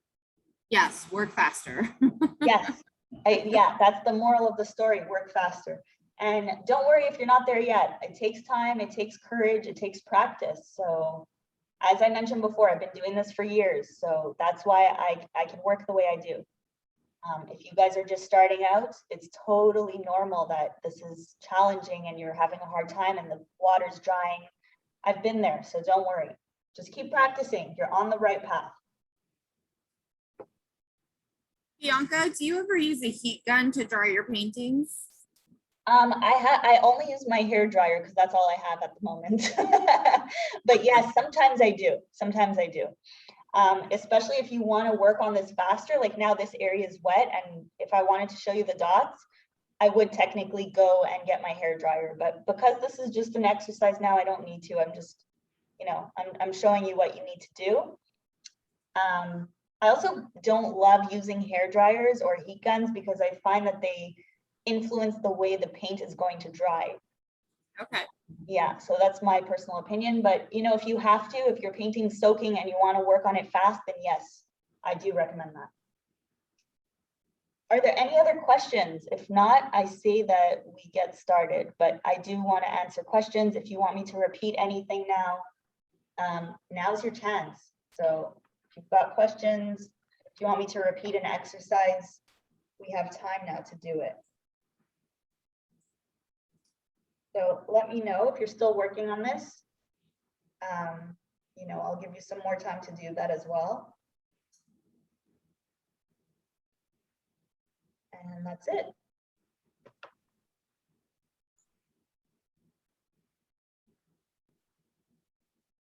You get the colors to blend more. You mean blend more like this? That's exactly, those are the exercises that we did before. Going back, it's all about water control. So how do you get them to blend? It's about how much water you use versus pigment. So if you want them to blend more, maybe you're not using enough water. It's possible. If you don't have enough water, you won't get a bleeding effect. You'll get something that kind of stays stuck. Like here, where we had less water, it kind of didn't bleed as much. But here we had lots of water and our pigment, and then it kind of just burst. So good question. Water control and practice. That's my best advice to you. Just keep practicing. Keep doing these exercises, practice them after the class too. And eventually you'll get it. It'll just click and you'll understand how it works. Any other questions? Another hard part I find is the working fast part. I know that's really hard, especially for people who are just starting. They're like, they freak out a bit. They're like, oh my God, I've got to do this so fast. I don't know how to do it. And they panic. So that's why I like to say that this should just be fun. This is supposed to be a fun exercise, a fun class, and get rid of that panic. Worst case, you start over. That's the worst case. You guys have more paper, so you can always try again. So no need to panic. It's such a, like anxiety is like such a wasted emotion, even though I'm a very anxious person. So I know what it's like to be anxious, but when it comes to painting, it's like the least effective emotion to feel. You want to get rid of that anxiety and just go in and have fun. Just enjoy yourself. That's my best advice for these feathers. Okay, are there any questions? Do you want me to repeat something, or should we get started with our final painting? I'll wait a minute or so. Let's just go ahead and get started. And if they have questions, we can okay, excellent. Let's do that. All right, so in that case, let's all grab a sheet of clean paper. I would also like us to go get some water, clean water, because now my water looks like this. It's not so pretty. So let's go do that. Also, if you have more paper towel, if your paper towel is all like yucky like this, go grab new paper towel. Okay, we're gonna pause the recording for 5 minutes so people can go ahead and get all their stuff ready for the actual stuff. So only 5 minutes, everybody. Okay, 5 minutes. See you in 5. Well, I'll be here. I'm going to get some water though. I don't think I can.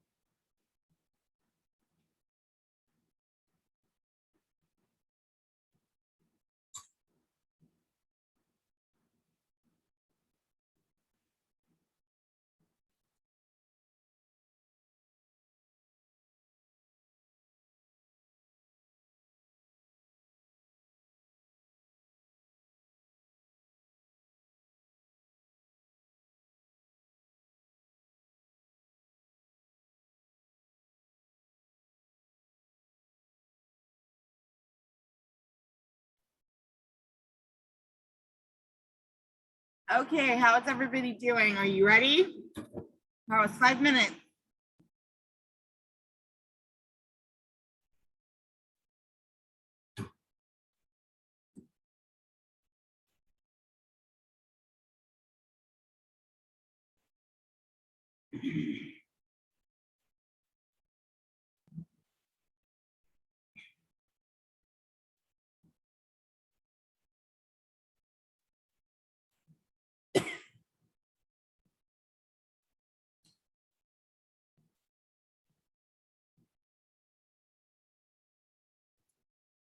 Okay, Bianca, are you ready? Yes, I'm ready. I was just adding a comment Oh, perfect. so that people can find my Instagram and stuff.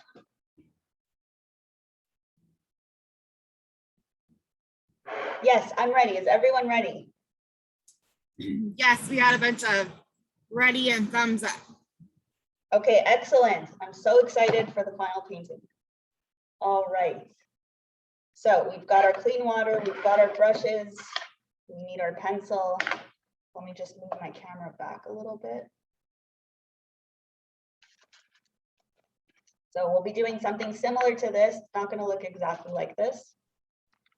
And I actually don't really like looking at my painting when I do the final because I don't want to be influenced, right? I mentioned to you guys all about, not having expectations and being playful, and that requires you to kind of also not compare. Don't compare your painting to mine, and I don't even want to compare this painting to that one because both are going to be different and they should be unique. It's part of the fun, and who wants to copy something anyways? That's so boring. So let's get started. How are we going to do this? We want to divide this whole paper into 4 feathers. So you could kind of calculate a quarter in between each and just visually figure out where each stem or branch of the feather should be. So I'm just going to draw. I'm just drawing like little areas to figure this out.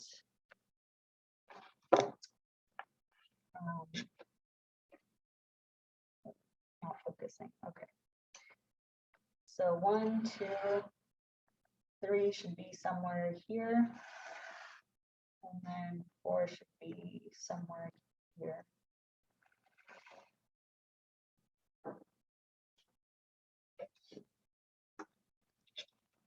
Okay, whatever's not good, just erase that.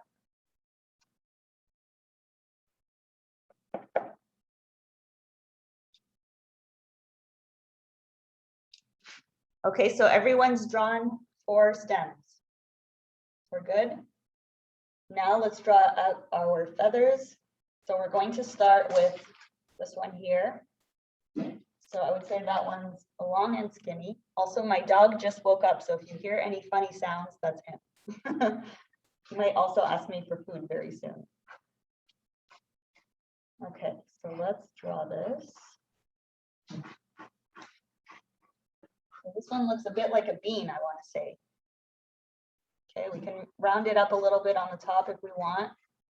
I prefer when it's more rounded. Okay, that's number 1.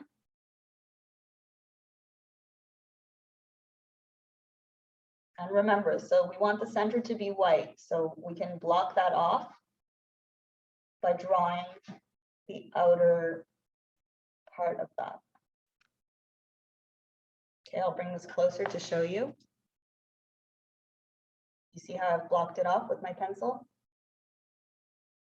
I'm also going to erase this little line here. Okay, that's number 1. Number 2 is our loose, really feathery blue and purple feather. So to start, this one's thicker. So this one was very thin. I want this one to be thicker and to have these kind of waves, feathery feeling.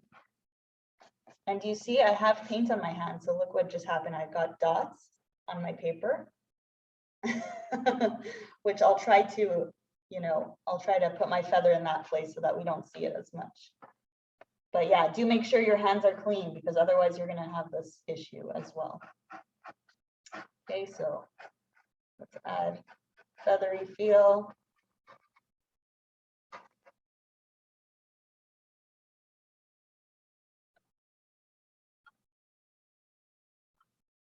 Okay, your feathers don't have to and should not look perfect. This is not a sketching class. This is a painting class. So just as long as you have a general outline, you're good.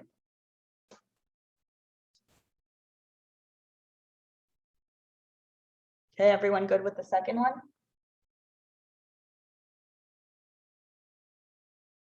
So the third one is more, I'd say it's rounder down here and then it goes kind of pointy. So rounder and then kind of pointy.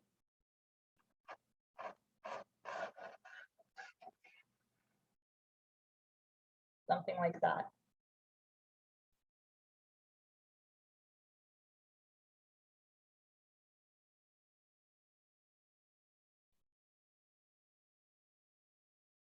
Okay, let's actually go back and block out our white. So we've got the white here. And then we've got white here.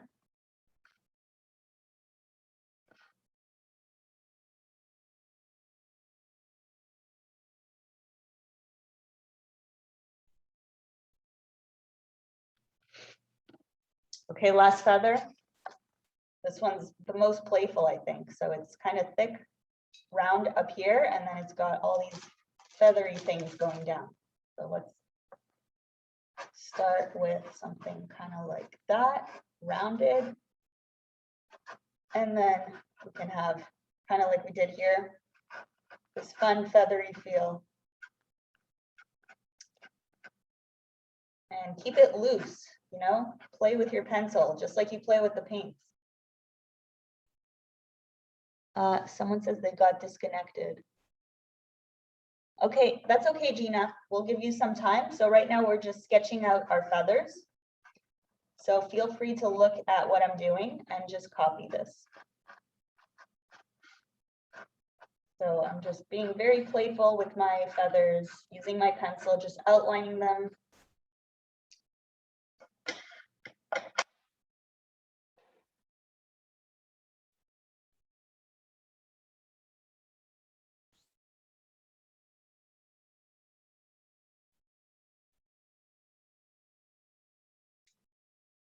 And while I give you more time to do that, I'm just gonna go grab a piece of paper towel because I've run out. If you guys have run out of paper towel or napkins, please go get one because we will be using it quite a bit, just like we did for the exercises.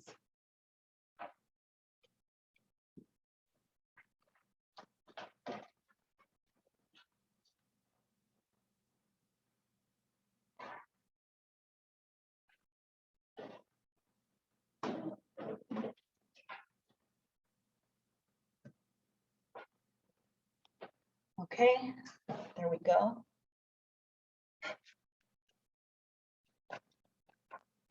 Okay, and same thing. Let's block out the center.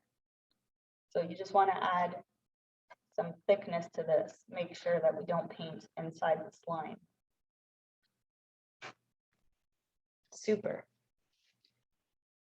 Okay, do you guys need more time to do this? Because I don't want to start if people are still sketching.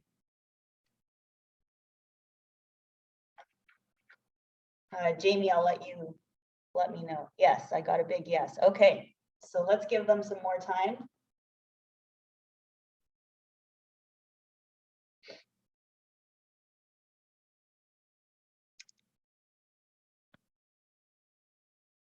And please let me know when you're done. I'll give you a bit of time.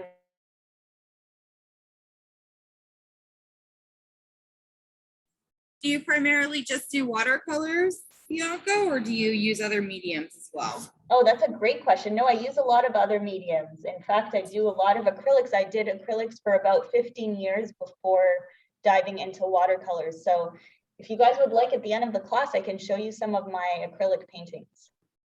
That would be great. Sure. What made you go to watercolor? I think that I was being very hard on myself with acrylics, and I was looking for that perfect painting. And when I saw watercolors, I felt like, wow, this is the opposite of the way my brain works. And I think a lot of artists can relate to that feeling of like, this is the opposite thing. I kind of want to try that because I'm so not used to not caring as much about details. So that's how I started with watercolors, and I've totally fallen in love with it, and I can't stop, really. It's like it's become an addiction.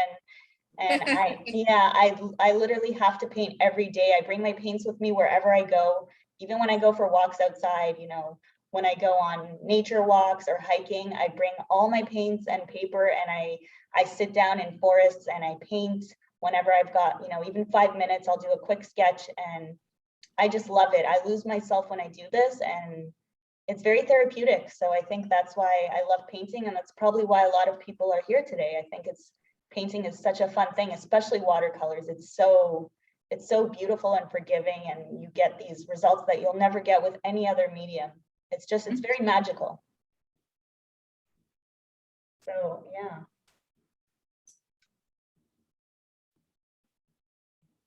Okay, Regina's done. Super. Anyone else done? I'm going to St. Martin 2 weeks and can't wait to bring my paints and paper. Oh, I'm so excited for you. That's going to be so much fun. Yeah, and the Prima palettes are awesome to bring with you too, because they're in this amazing case. So you can pack that in your purse, and nothing will get dirty. That's what I love about them. Okay, I think we're ready to go on. Okay, super. Let's get started then. So let's start with the hardest one. Okay, let's get it out of the way. So let's have our paper towel nearby. And we've got both our brushes ready. So now, if you're going to start on the right side of the paper, do you have any suggestions on keeping the left side of the paper clean? Okay, I could start on the left. It doesn't matter. We can start on the left. No, just in general, like whichever side you're going to start on do you have a way to, or do you have? Yeah, so that's a good question. I would say, so whenever I paint, because I am left-handed, so that's why I like to start here usually, but I do realize that most people are actually right-handed. So you guys paint like this, which would mean that this is easier for you. So because I've had to get used to writing and not, smoking my writing, I paint a lot like this with my hand up. So I don't, I make a conscious effort not to have my hand on my painting. Otherwise I smush everything. But you're right. You're absolutely right. Maybe we should start with this one. Let's do this one first. Then we can do that one after, and then we can do the two in the middle. How does that sound? Everyone okay with that? That way we could kind of, make this fun and challenging for both left and right-handed people. So we're going to start with this one here. And I'll just bring my camera a little bit closer, maybe so we can see better. Okay, that's good. So you guys remember the drill. We start with water. We start with our large brush, and then we fill this whole thing. And you see, now that my water is so clean, you guys can't see what I'm doing. So in a way, that's why I like having dirty water, because then you can see. So in order to make this a bit dirty, I will add just a bit of purple, because I want you guys to see where I'm putting the water, so that you can follow along more clearly.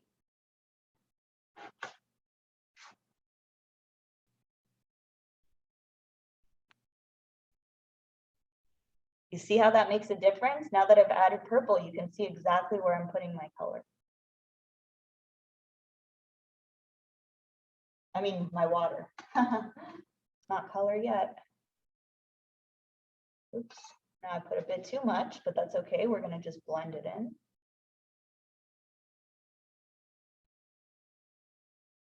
But it's always nice to see where your water goes.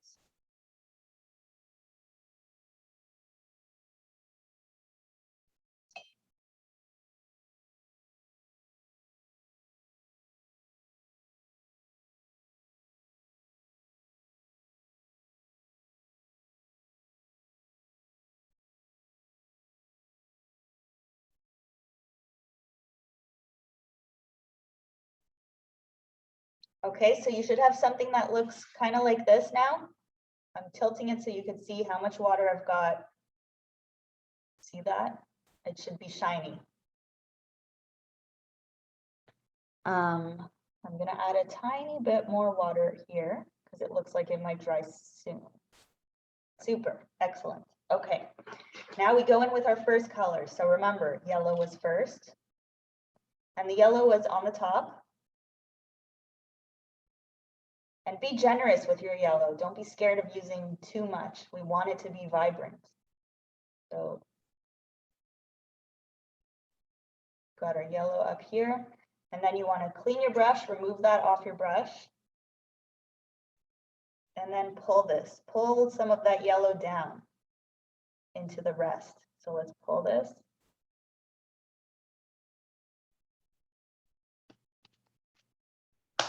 And you can see I kind of went over my area here that I wanted to keep clean. So I'm just going to try to remove some of that paint. But it's not the end of the world. Like I told you, every feather is going to look different. It's part of the beauty. Okay, so we pulled this up till there approximately. That's perfect. I might want to add a bit more yellow here. I do want it to be really bright. So I'm going back in and generously adding this yellow. Okay, now with a brush that's a little bit wet, you want to grab some purple and create our dots. But first, let's test our colors. So have your sheet of rough paper next to you so that you can see what color you're about to apply. Okay, that looks good. And then you just want to add these dots. Now, if this is too transparent for you, hold on, let me just move this so you can see. There we go. So if that's too transparent, you can always go back in and add more. Remember what I taught you? You can always go back. Okay, let's do a few of these dots. I've added more purple now.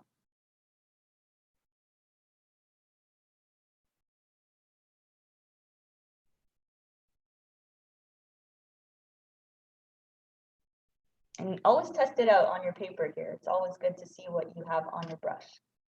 You can add a few more dots.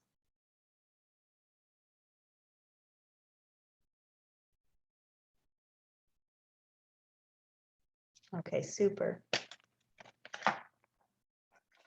And at this stage, you want to grab your smaller brush and add that purple. So let's go into our palette. Let's grab some Amsterdam. Test that out. Okay, that looks really good.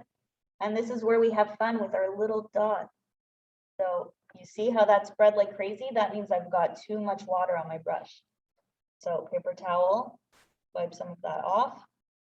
I'm going to grab more pigments and go back.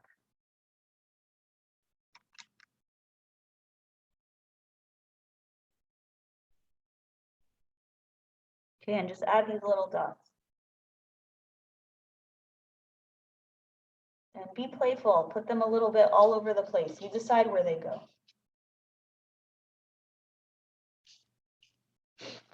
I can already see that this part of my painting is dry. See, I didn't use enough water, but that's okay. What we're going to do is wet our brush again, our big brush, and start the water in this area here. So where the dots end, add some water. If your paper is dry, do this. And then just go over everything we just did. Okay, this is dry. Look, I'll tilt it so you can see. Can you see how it's dry here? It's not shiny. So I'm adding water.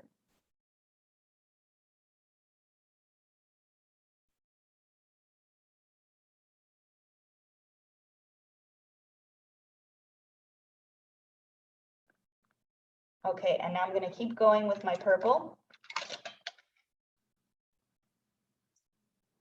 So let's play with these dots. Let's do some big ones, some small ones.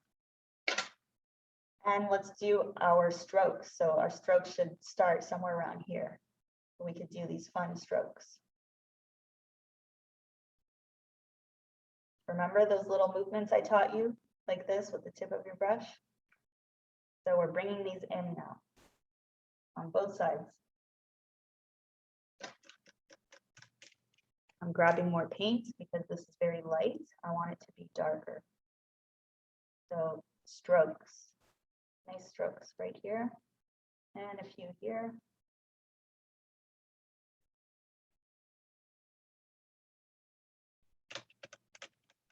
Grab more paint if you feel like you need more. I like it to be really dark in certain areas. So I am going back purposely and adding more purple in this area.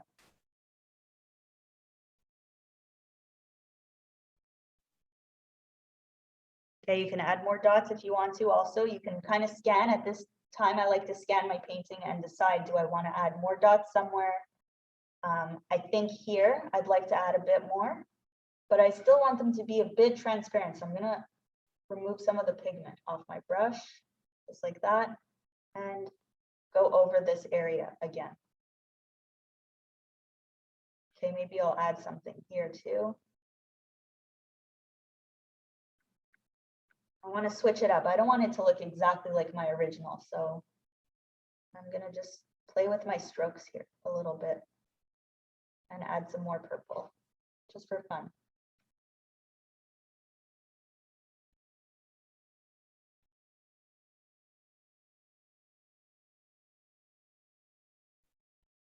Okay, we can add some here too if we feel like we need it. I feel like I should have a bit more color up here.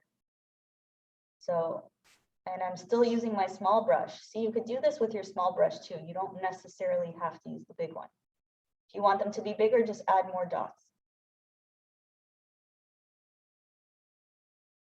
And you can see how it's starting to dry. So the paint is no longer bleeding the way I want it to. So I'm going to stop. That's key to stop doing what I'm doing.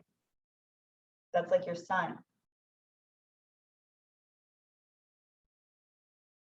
Okay, at this stage, this feather's pretty much done. I'm going to let it dry and do what it feels like doing, but I do want to paint the bottom part. The bottom part should be transparent purple.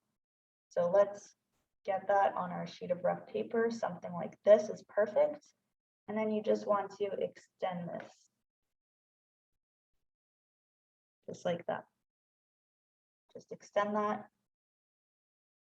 And then whatever you have in pencil sticking out, you can always erase that once this is dry.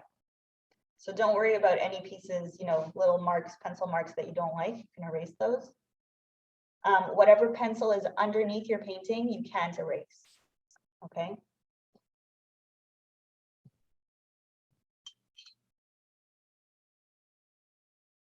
Okay, first feather done. How did that go for everyone? Do you need more time?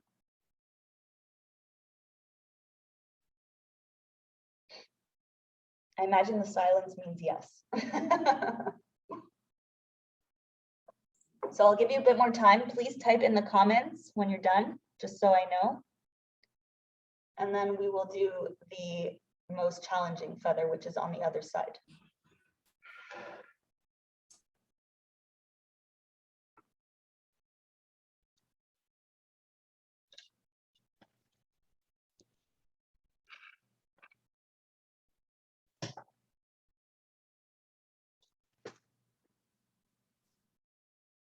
And actually, let me put this here so you can see the difference.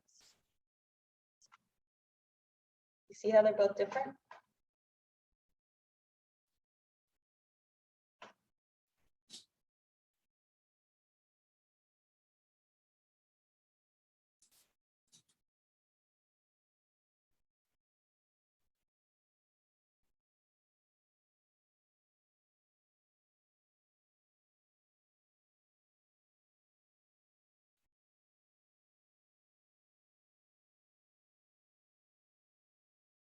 Okay, how is everyone doing?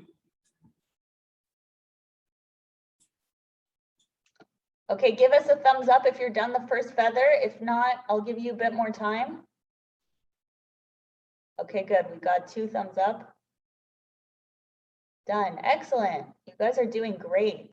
Super. Okay. Really happy about that. So let's move on to the one on the far right. So because I'm left-handed, I tend to smudge my painting. So as I was explaining before, I like to lift my hand when I paint sometimes. So I'll be doing that here, although I'm quite far from this feather, so it should be fine.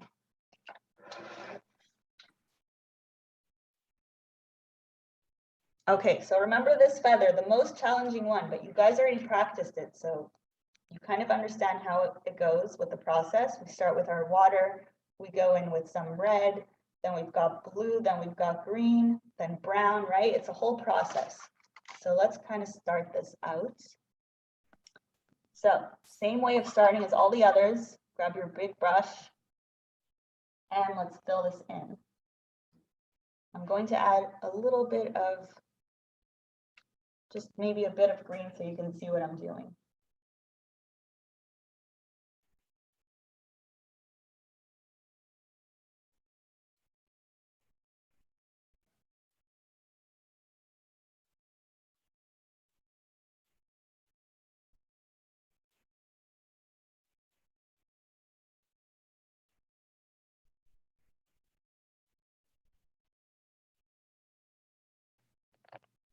Okay, here it is. As you can see on the left side, it looks almost dry. Can you see that? That's not good. That means I need more water.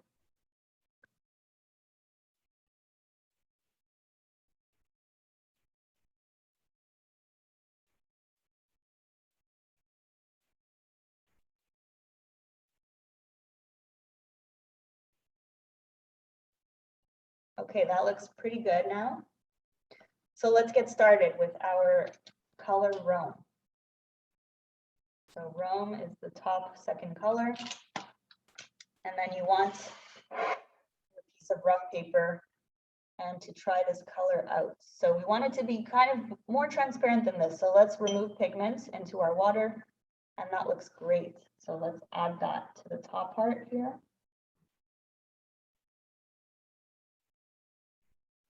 And bring it down a little bit. You see how I just pulled that down a little bit?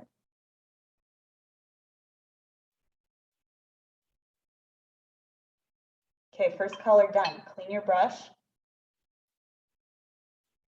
And now let's go into our London blue. Grab some of the London blue. That's a bit too transparent, so I'm still adding. That looks good. And then let's add London blue here. Okay, that's still a bit transparent for my liking. I want to add a bit more color. Perfect. Okay, and don't be shy to have these colors mixed together. And now lastly, we've got Jamaica green, so let's add that to our brush.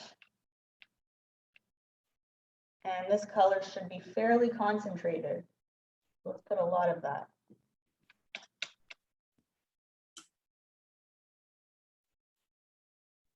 A lot of green. You can see how dark that is compared to the other colors.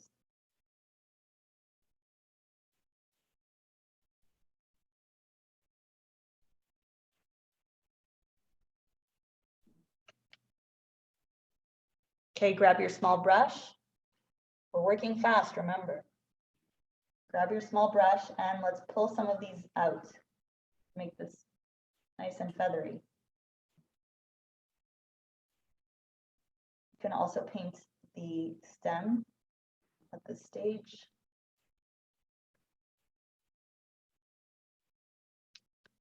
And while we're in this area, let's add some of our Budapest. So Budapest, oh, sorry, wrong color, this one. And then let's add just a few dots down here, like that, that's perfect. Okay, we're working really fast. We've got to get back to the top and add our Rome red. So we've got to add some of those dots. Remember, we did the V, so let's do that again. Doesn't have to be perfect V. And then keep adding some dots as you go down. Let's add a few more on both sides. That looks great. Clean your brush. We're going into our Jordan Brown. So up here, small brush still. You want to add these little dots. Oops, see, that's not enough water. So I'm getting more water and more paint. And there we go. We're dotting it. Let's add some dots on the sides. And I'm going to grab some more pigments and add some down here on both sides. And why not add a bit more down here? I like this area to kind of pop out so you can even extend with your brown.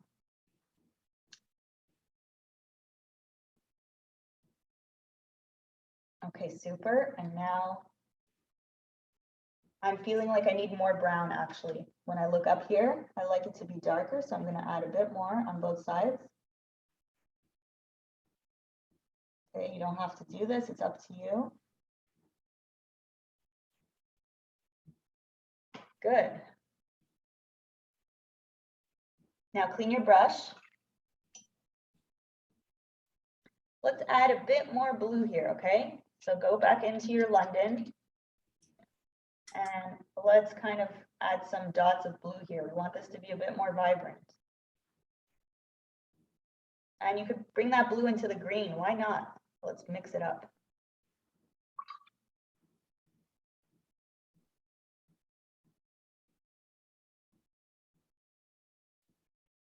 Okay, you could even mix some of the color up here if you want.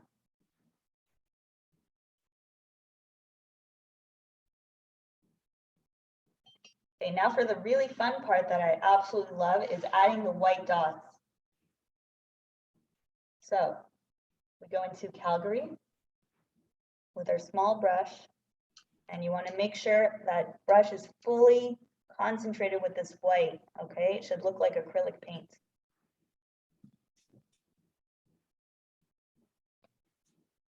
Now we go into the green and let's dot this. And you can see my paper is still quite wet, so the dots are really, really big. So I'm going to remove water off my brush. To do that, paper towel, right? I'm removing water off the brush and grabbing more paint.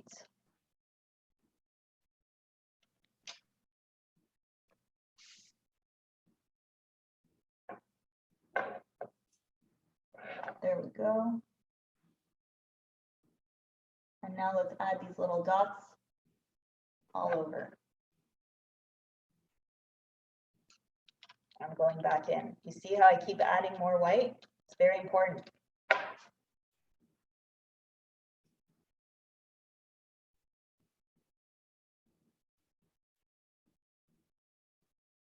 And if these start to fade, sometimes that happens that they fade. That's okay. You go back in. Like I see this one's really fading already. That just means I'm going to wait for the paper to dry a little bit because it's very wet now. You see when I tilt it, you could see all the water. I'll just wait for it to dry a tiny, tiny bit, and then I'll go back in and add more dots because you can see all the dots now are starting to fade. Okay, it's like I mentioned in the exercises, watercolors is a bit of a science. So you've got to understand what's going on with the paper, the paint, you know, the water, everything is important. So I can see all those white dots are almost gone. Do you see that? We can hardly see them. Okay, that's okay though. We can go back in again. Just go get more white paint. Make sure you've got water on your brush.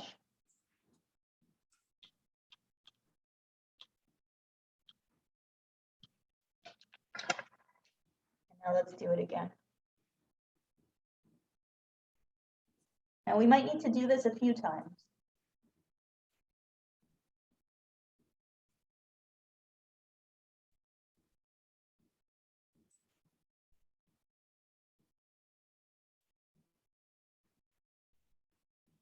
Okay, look how fun that is. Isn't that fun?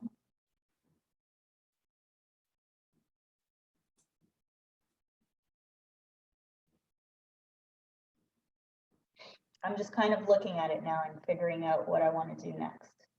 So there's a lot of that involved in painting as well. The top looks fairly dry.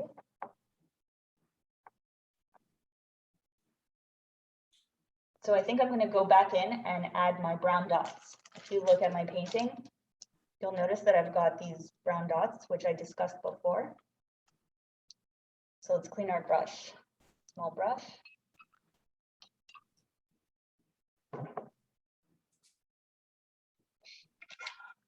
And we can go back into Jordan.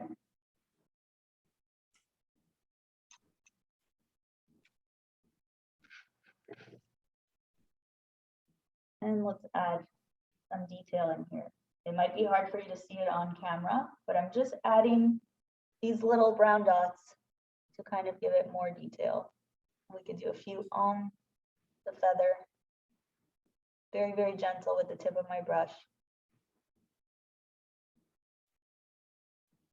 Now my paper is not fully dry, so it's spreading a bit, but I really like that. So that's good. Okay, we could even add some brown here if we want to be more playful.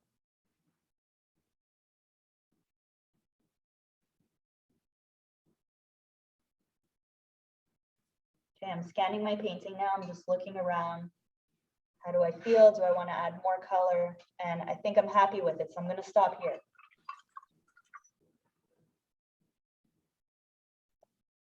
Okay, do you guys need more time? If not, we're going to go into the second one. So let me know, give me a thumbs up when you're done, and then we'll continue with the second one.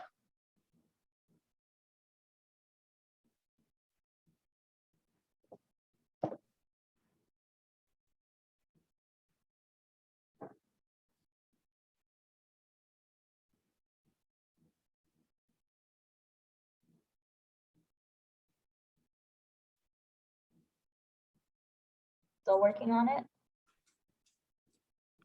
I think they are. Yeah. Judy's ready. Super. Anyone else? Oh, good. Okay, you guys are getting fast. I'm really happy to see that. I can see a difference already. You're faster. Excellent. So let's go back to the second one now. This one has 2 shades of brown in it. And this one is very like dotty. So I add my water and then I just do dot, dot, dot in kind of a V shape. So the V shape I was talking about before, it's the same thing. So let's start with our water. We can add a little bit of Cusco brown as our background, just a little bit. Test that out. It's even a bit too light. That's too dark. You see, you got to try it out. And then I'm removing more water. That looks very good. Okay, I just did this one. That looks good. Now let's fill this up.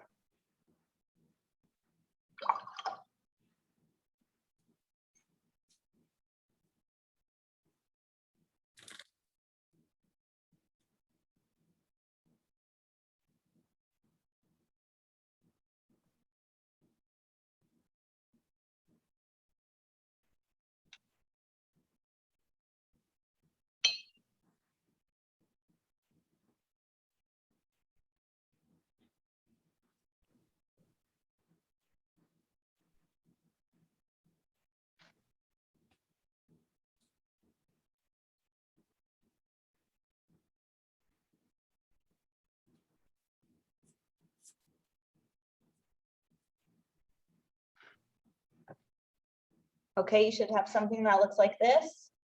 That looks good. Yeah. Pardon? Oh, sorry. My dog decided to bump the table and get water all over the laptop. So Oh no. it's okay.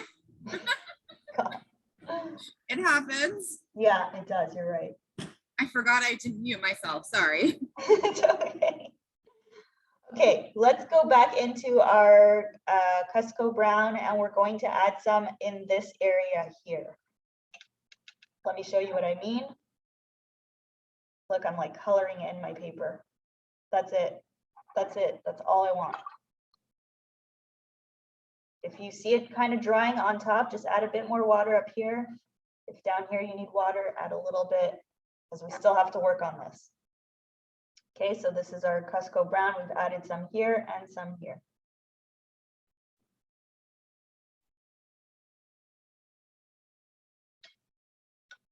Okay, next step, small brush. Get your small brush, make sure it's clean, and grab your Jordan. We want a lot of brown on our brush. Okay, and let's work that V that I was talking about. So see, I'm doing these little dots and I'm going down. See how I add a space between it? So I skip a space, then I add brown. Both sides. And you can change, you can switch them up. So you can make them bigger as you go down if you want.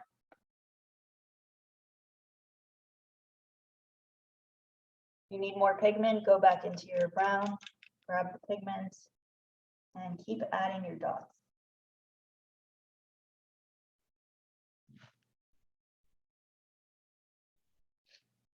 Okay, up here we should also have some.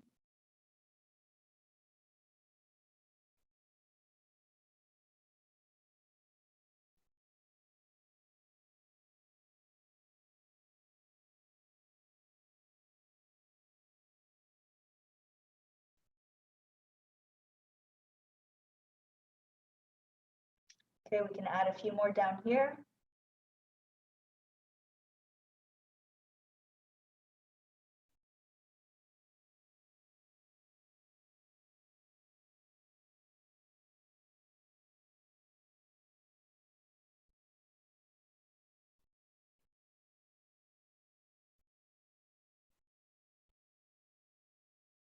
I'm just scanning my painting now, looking around. I think I want to add a bit of brown here,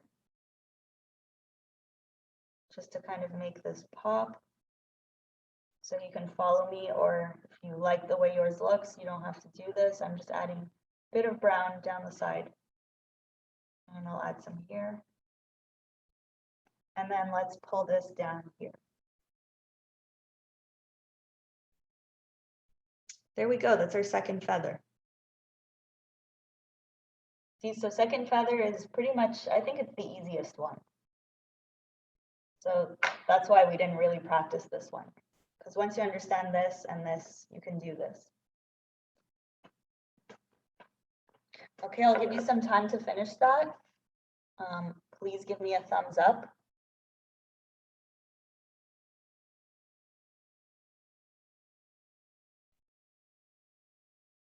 Oh, Tammy has to leave. Okay, super. We'll post a pic when I finish up this evening. Okay, thank you so much, Tammy. Thank you so much for painting with us. And don't forget to tag me. I'd love to see what you do. Hope you had fun. And see you next time. Okay, everyone else, please give me a thumbs up when you're done. We have one more feather and then we're done the class. And just to let everybody know, we will have a comment on Prima Gather on Facebook group, and then you can just go ahead and post all your pictures underneath that spot. That would be great. Oh, that's excellent. Okay, super. Okay, Nancy and Jason are done. Excellent. Anyone else? Good. Okay, super. So let's move on to the last one then. So big brush. Wet your brush, make sure it's clean, and let's go in with our water. Let's fill in all these little spiky pieces also as we go. And make sure to keep the center clean, no water in the center. Okay, other half.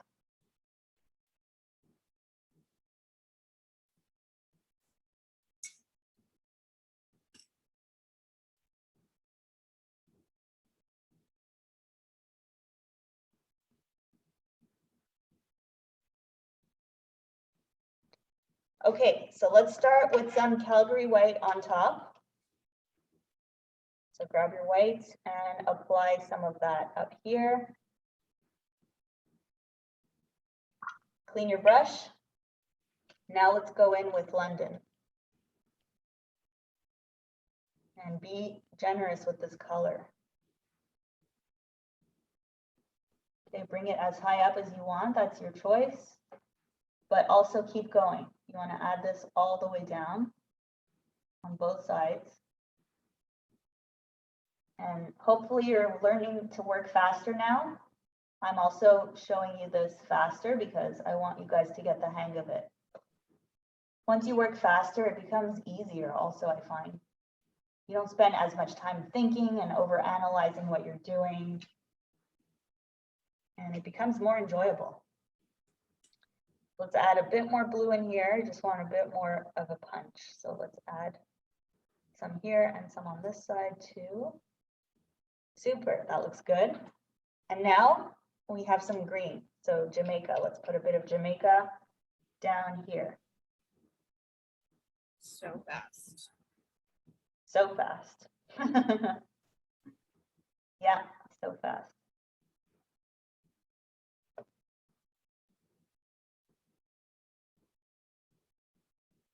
All right, I'm just gonna add a tiny bit more, a bit too much, so I'm wiping it on my paper towel and then going back in. Excellent. Everyone good?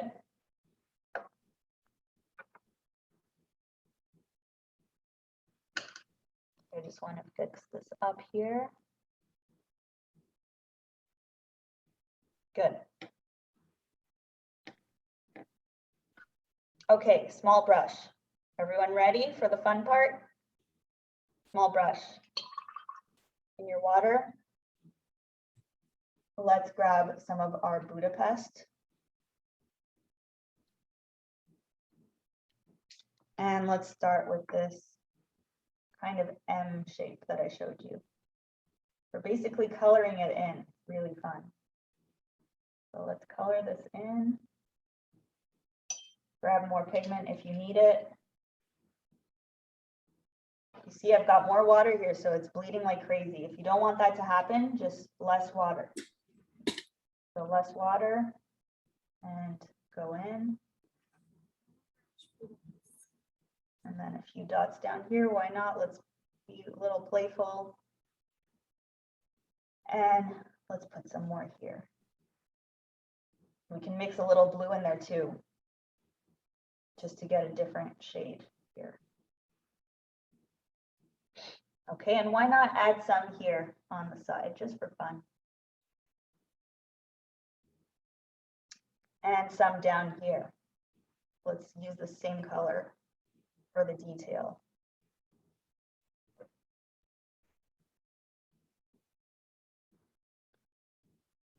And finally, pull this down right here.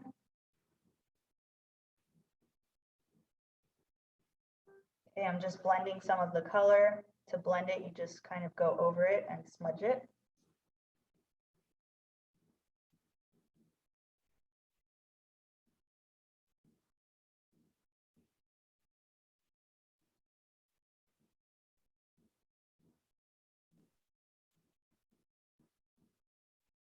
Okay, this is the part where I scan my painting and I kind of decide, do I need to add more? Do I want more purple in this area, or do I like it as is? And I'm thinking I want maybe a little bit more. So going back into my Budapest, and let's just add a few more dots here to make it a little bolder. Okay, and make a bit here.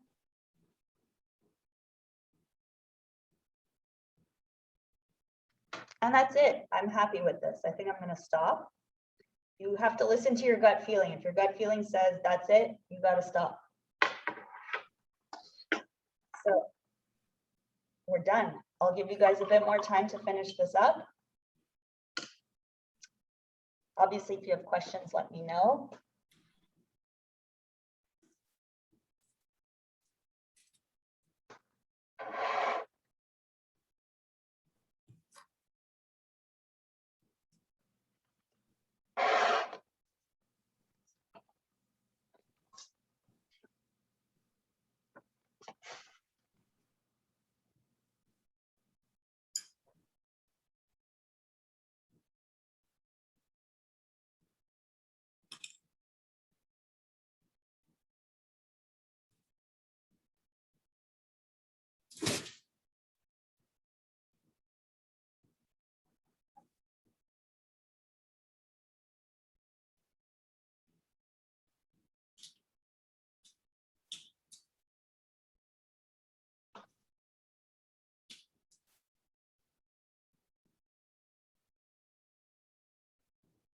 Bianca, do you put your watercolors away wet or do you wait for them to dry and then close it up?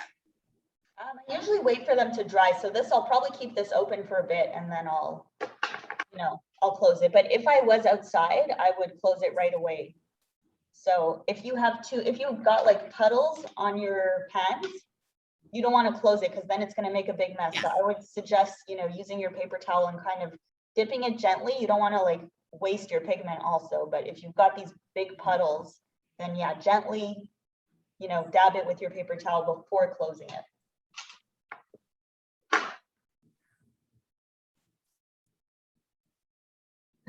Gina's comment, at least this time it looks more like a feather and less like a candy corn. Progress. I love that. See, I'm so happy to hear that.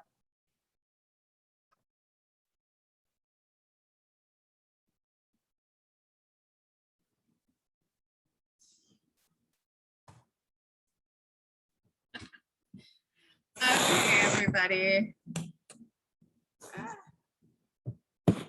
I'm still cleaning water off of my table, but if you are done and that's nice, Regina.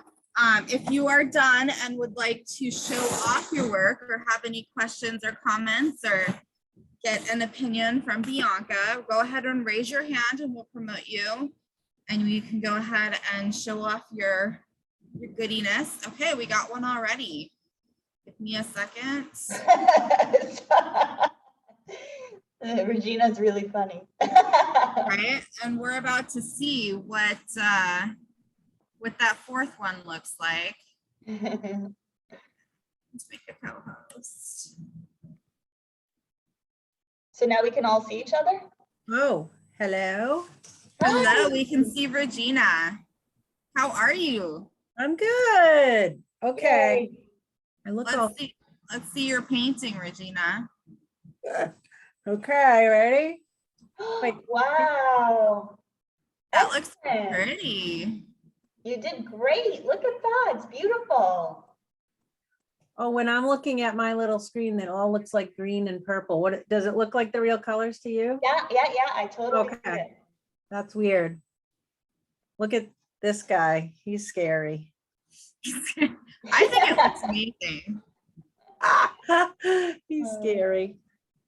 That's weird, but this was fun. Thank you so much. It's my pleasure. I'm glad you liked it. I have 2 other of your classes to watch now on recording still. Oh yeah, you have, which ones did you purchase? The peony you did the other night, but I couldn't attend it. Was it a peony flower with the gold? Yeah. And the beach one. I did watch it. I just didn't do it yet. Oh, excellent. You'll have to tag me in those too. I will. Thank you. Thank you so much. Thank you, Regina. Now, how do I leave as a panelist? I will do it for you. Okay. Yeah, it's Cool. all on me. Here we go. There we go. Okay, who wants to go next and show off their fun artwork here? Hey, Gina. Okay.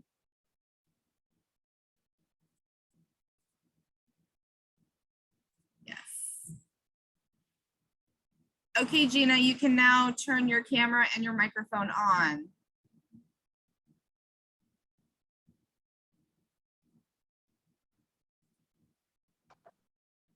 Baby.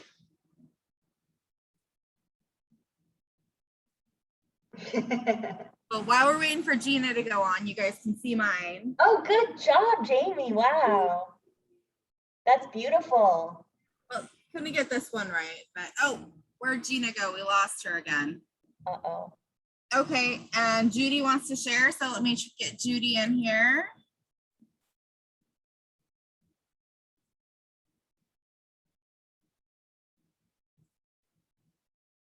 Okay. Just takes extra steps that I have to promote you guys and everything. Okay, Judy, you can, there we go. Hello. Hi. So there's mine. Beautiful. Wow, that looks This good. one I don't like, but the other ones I'm fairly happy with. Which one don't you like?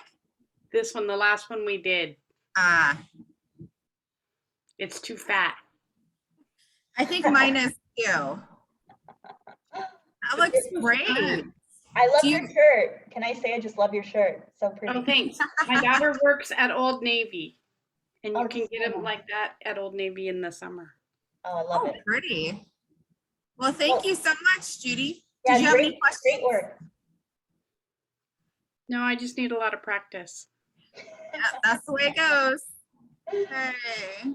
Good job.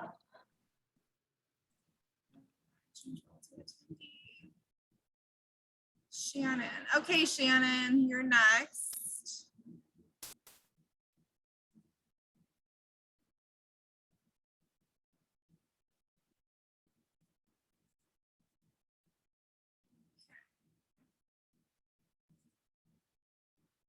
Okay, Shannon, you can go ahead and show your video. And unmute yourself.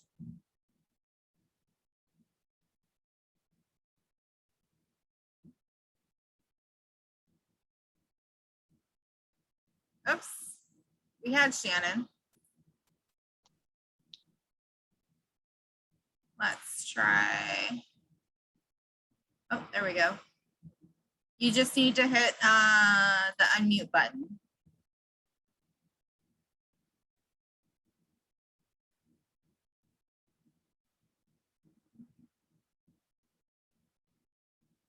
Oh. Sometimes it's hard. We'll go ahead and do Nancy and Jason when Shannon is trying to get her video going.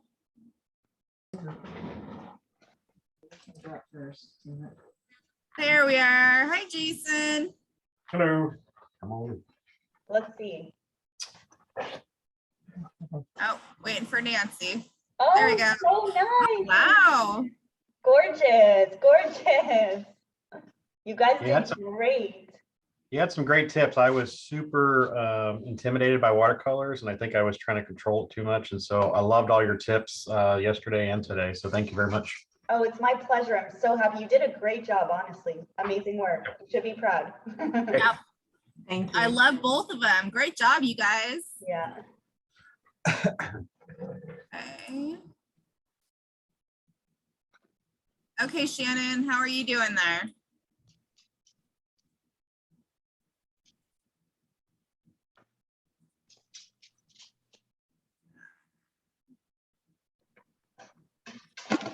Change role to attendee. Oops, did I do Shannon by mistake? Sorry, everybody. We'll get this done. Does anybody else want to come on? Okay, Shannon, let's try.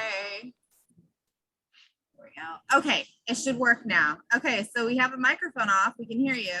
Oh, there Okay, we go. can you? Hello. Hello. So, Oh, Ooh, very there's- nice. Look at that. Beautiful. yeah, Yeah.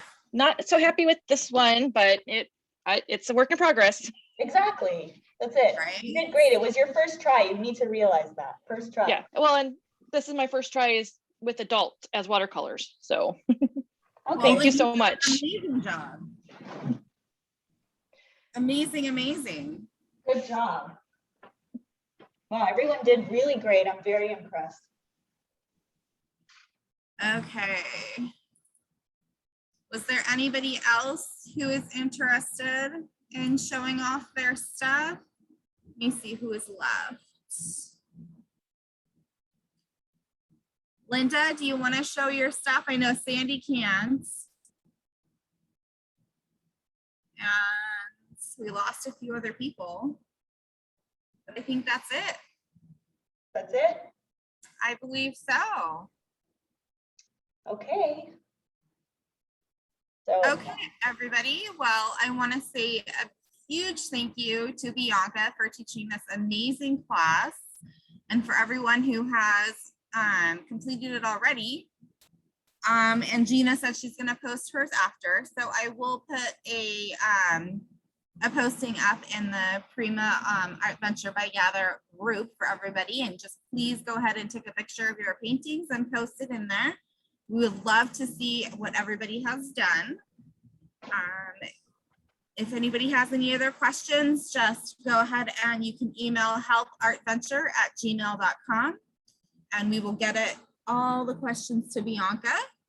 And do you have anything else, Bianca? No, that's it. I wanted to share my fall painting. Oh, yes, please. That would be amazing. So this is my fall painting, guys.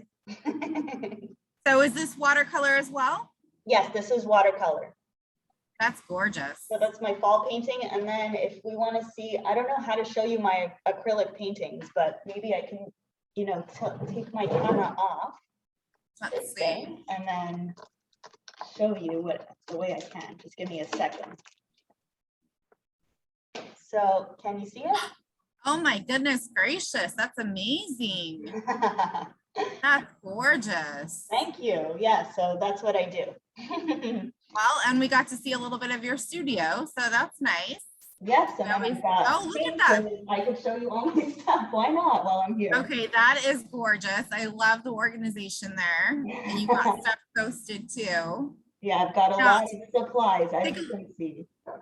Take a look out of that window again. You got your window and right in front of your desk. Oh, in front of my desk. Oh, look, you got trees. How I've got pretty. trees, I've got a building, I've got more trees. Well, I was trying to ignore the building, but yes. And it's very gray, as you can see, it's really gray outside. So yeah, I've got all these lights here. Can you see? You see all my lights? Oh my goodness. Yeah, that's my setup. That's amazing. And this is my little dog who wants his dinner. Okay, How okay. let's cute. Oh goodness. Yeah, so Hey. thank you so much. This was really Thank incredible. I loved it so much. And Okay, yeah, everybody. Thank you so much for coming. Thank you so much, Bianca. thank you. I hope we get to meet in person one day after COVID. That would be amazing. Yeah, I would love that. Oh, And thank you, Regina. Okay, excellent, guys. We'll keep in touch and keep painting. Thank you. Bye, see you later. Okay, perfect. Okay, I'm leaving.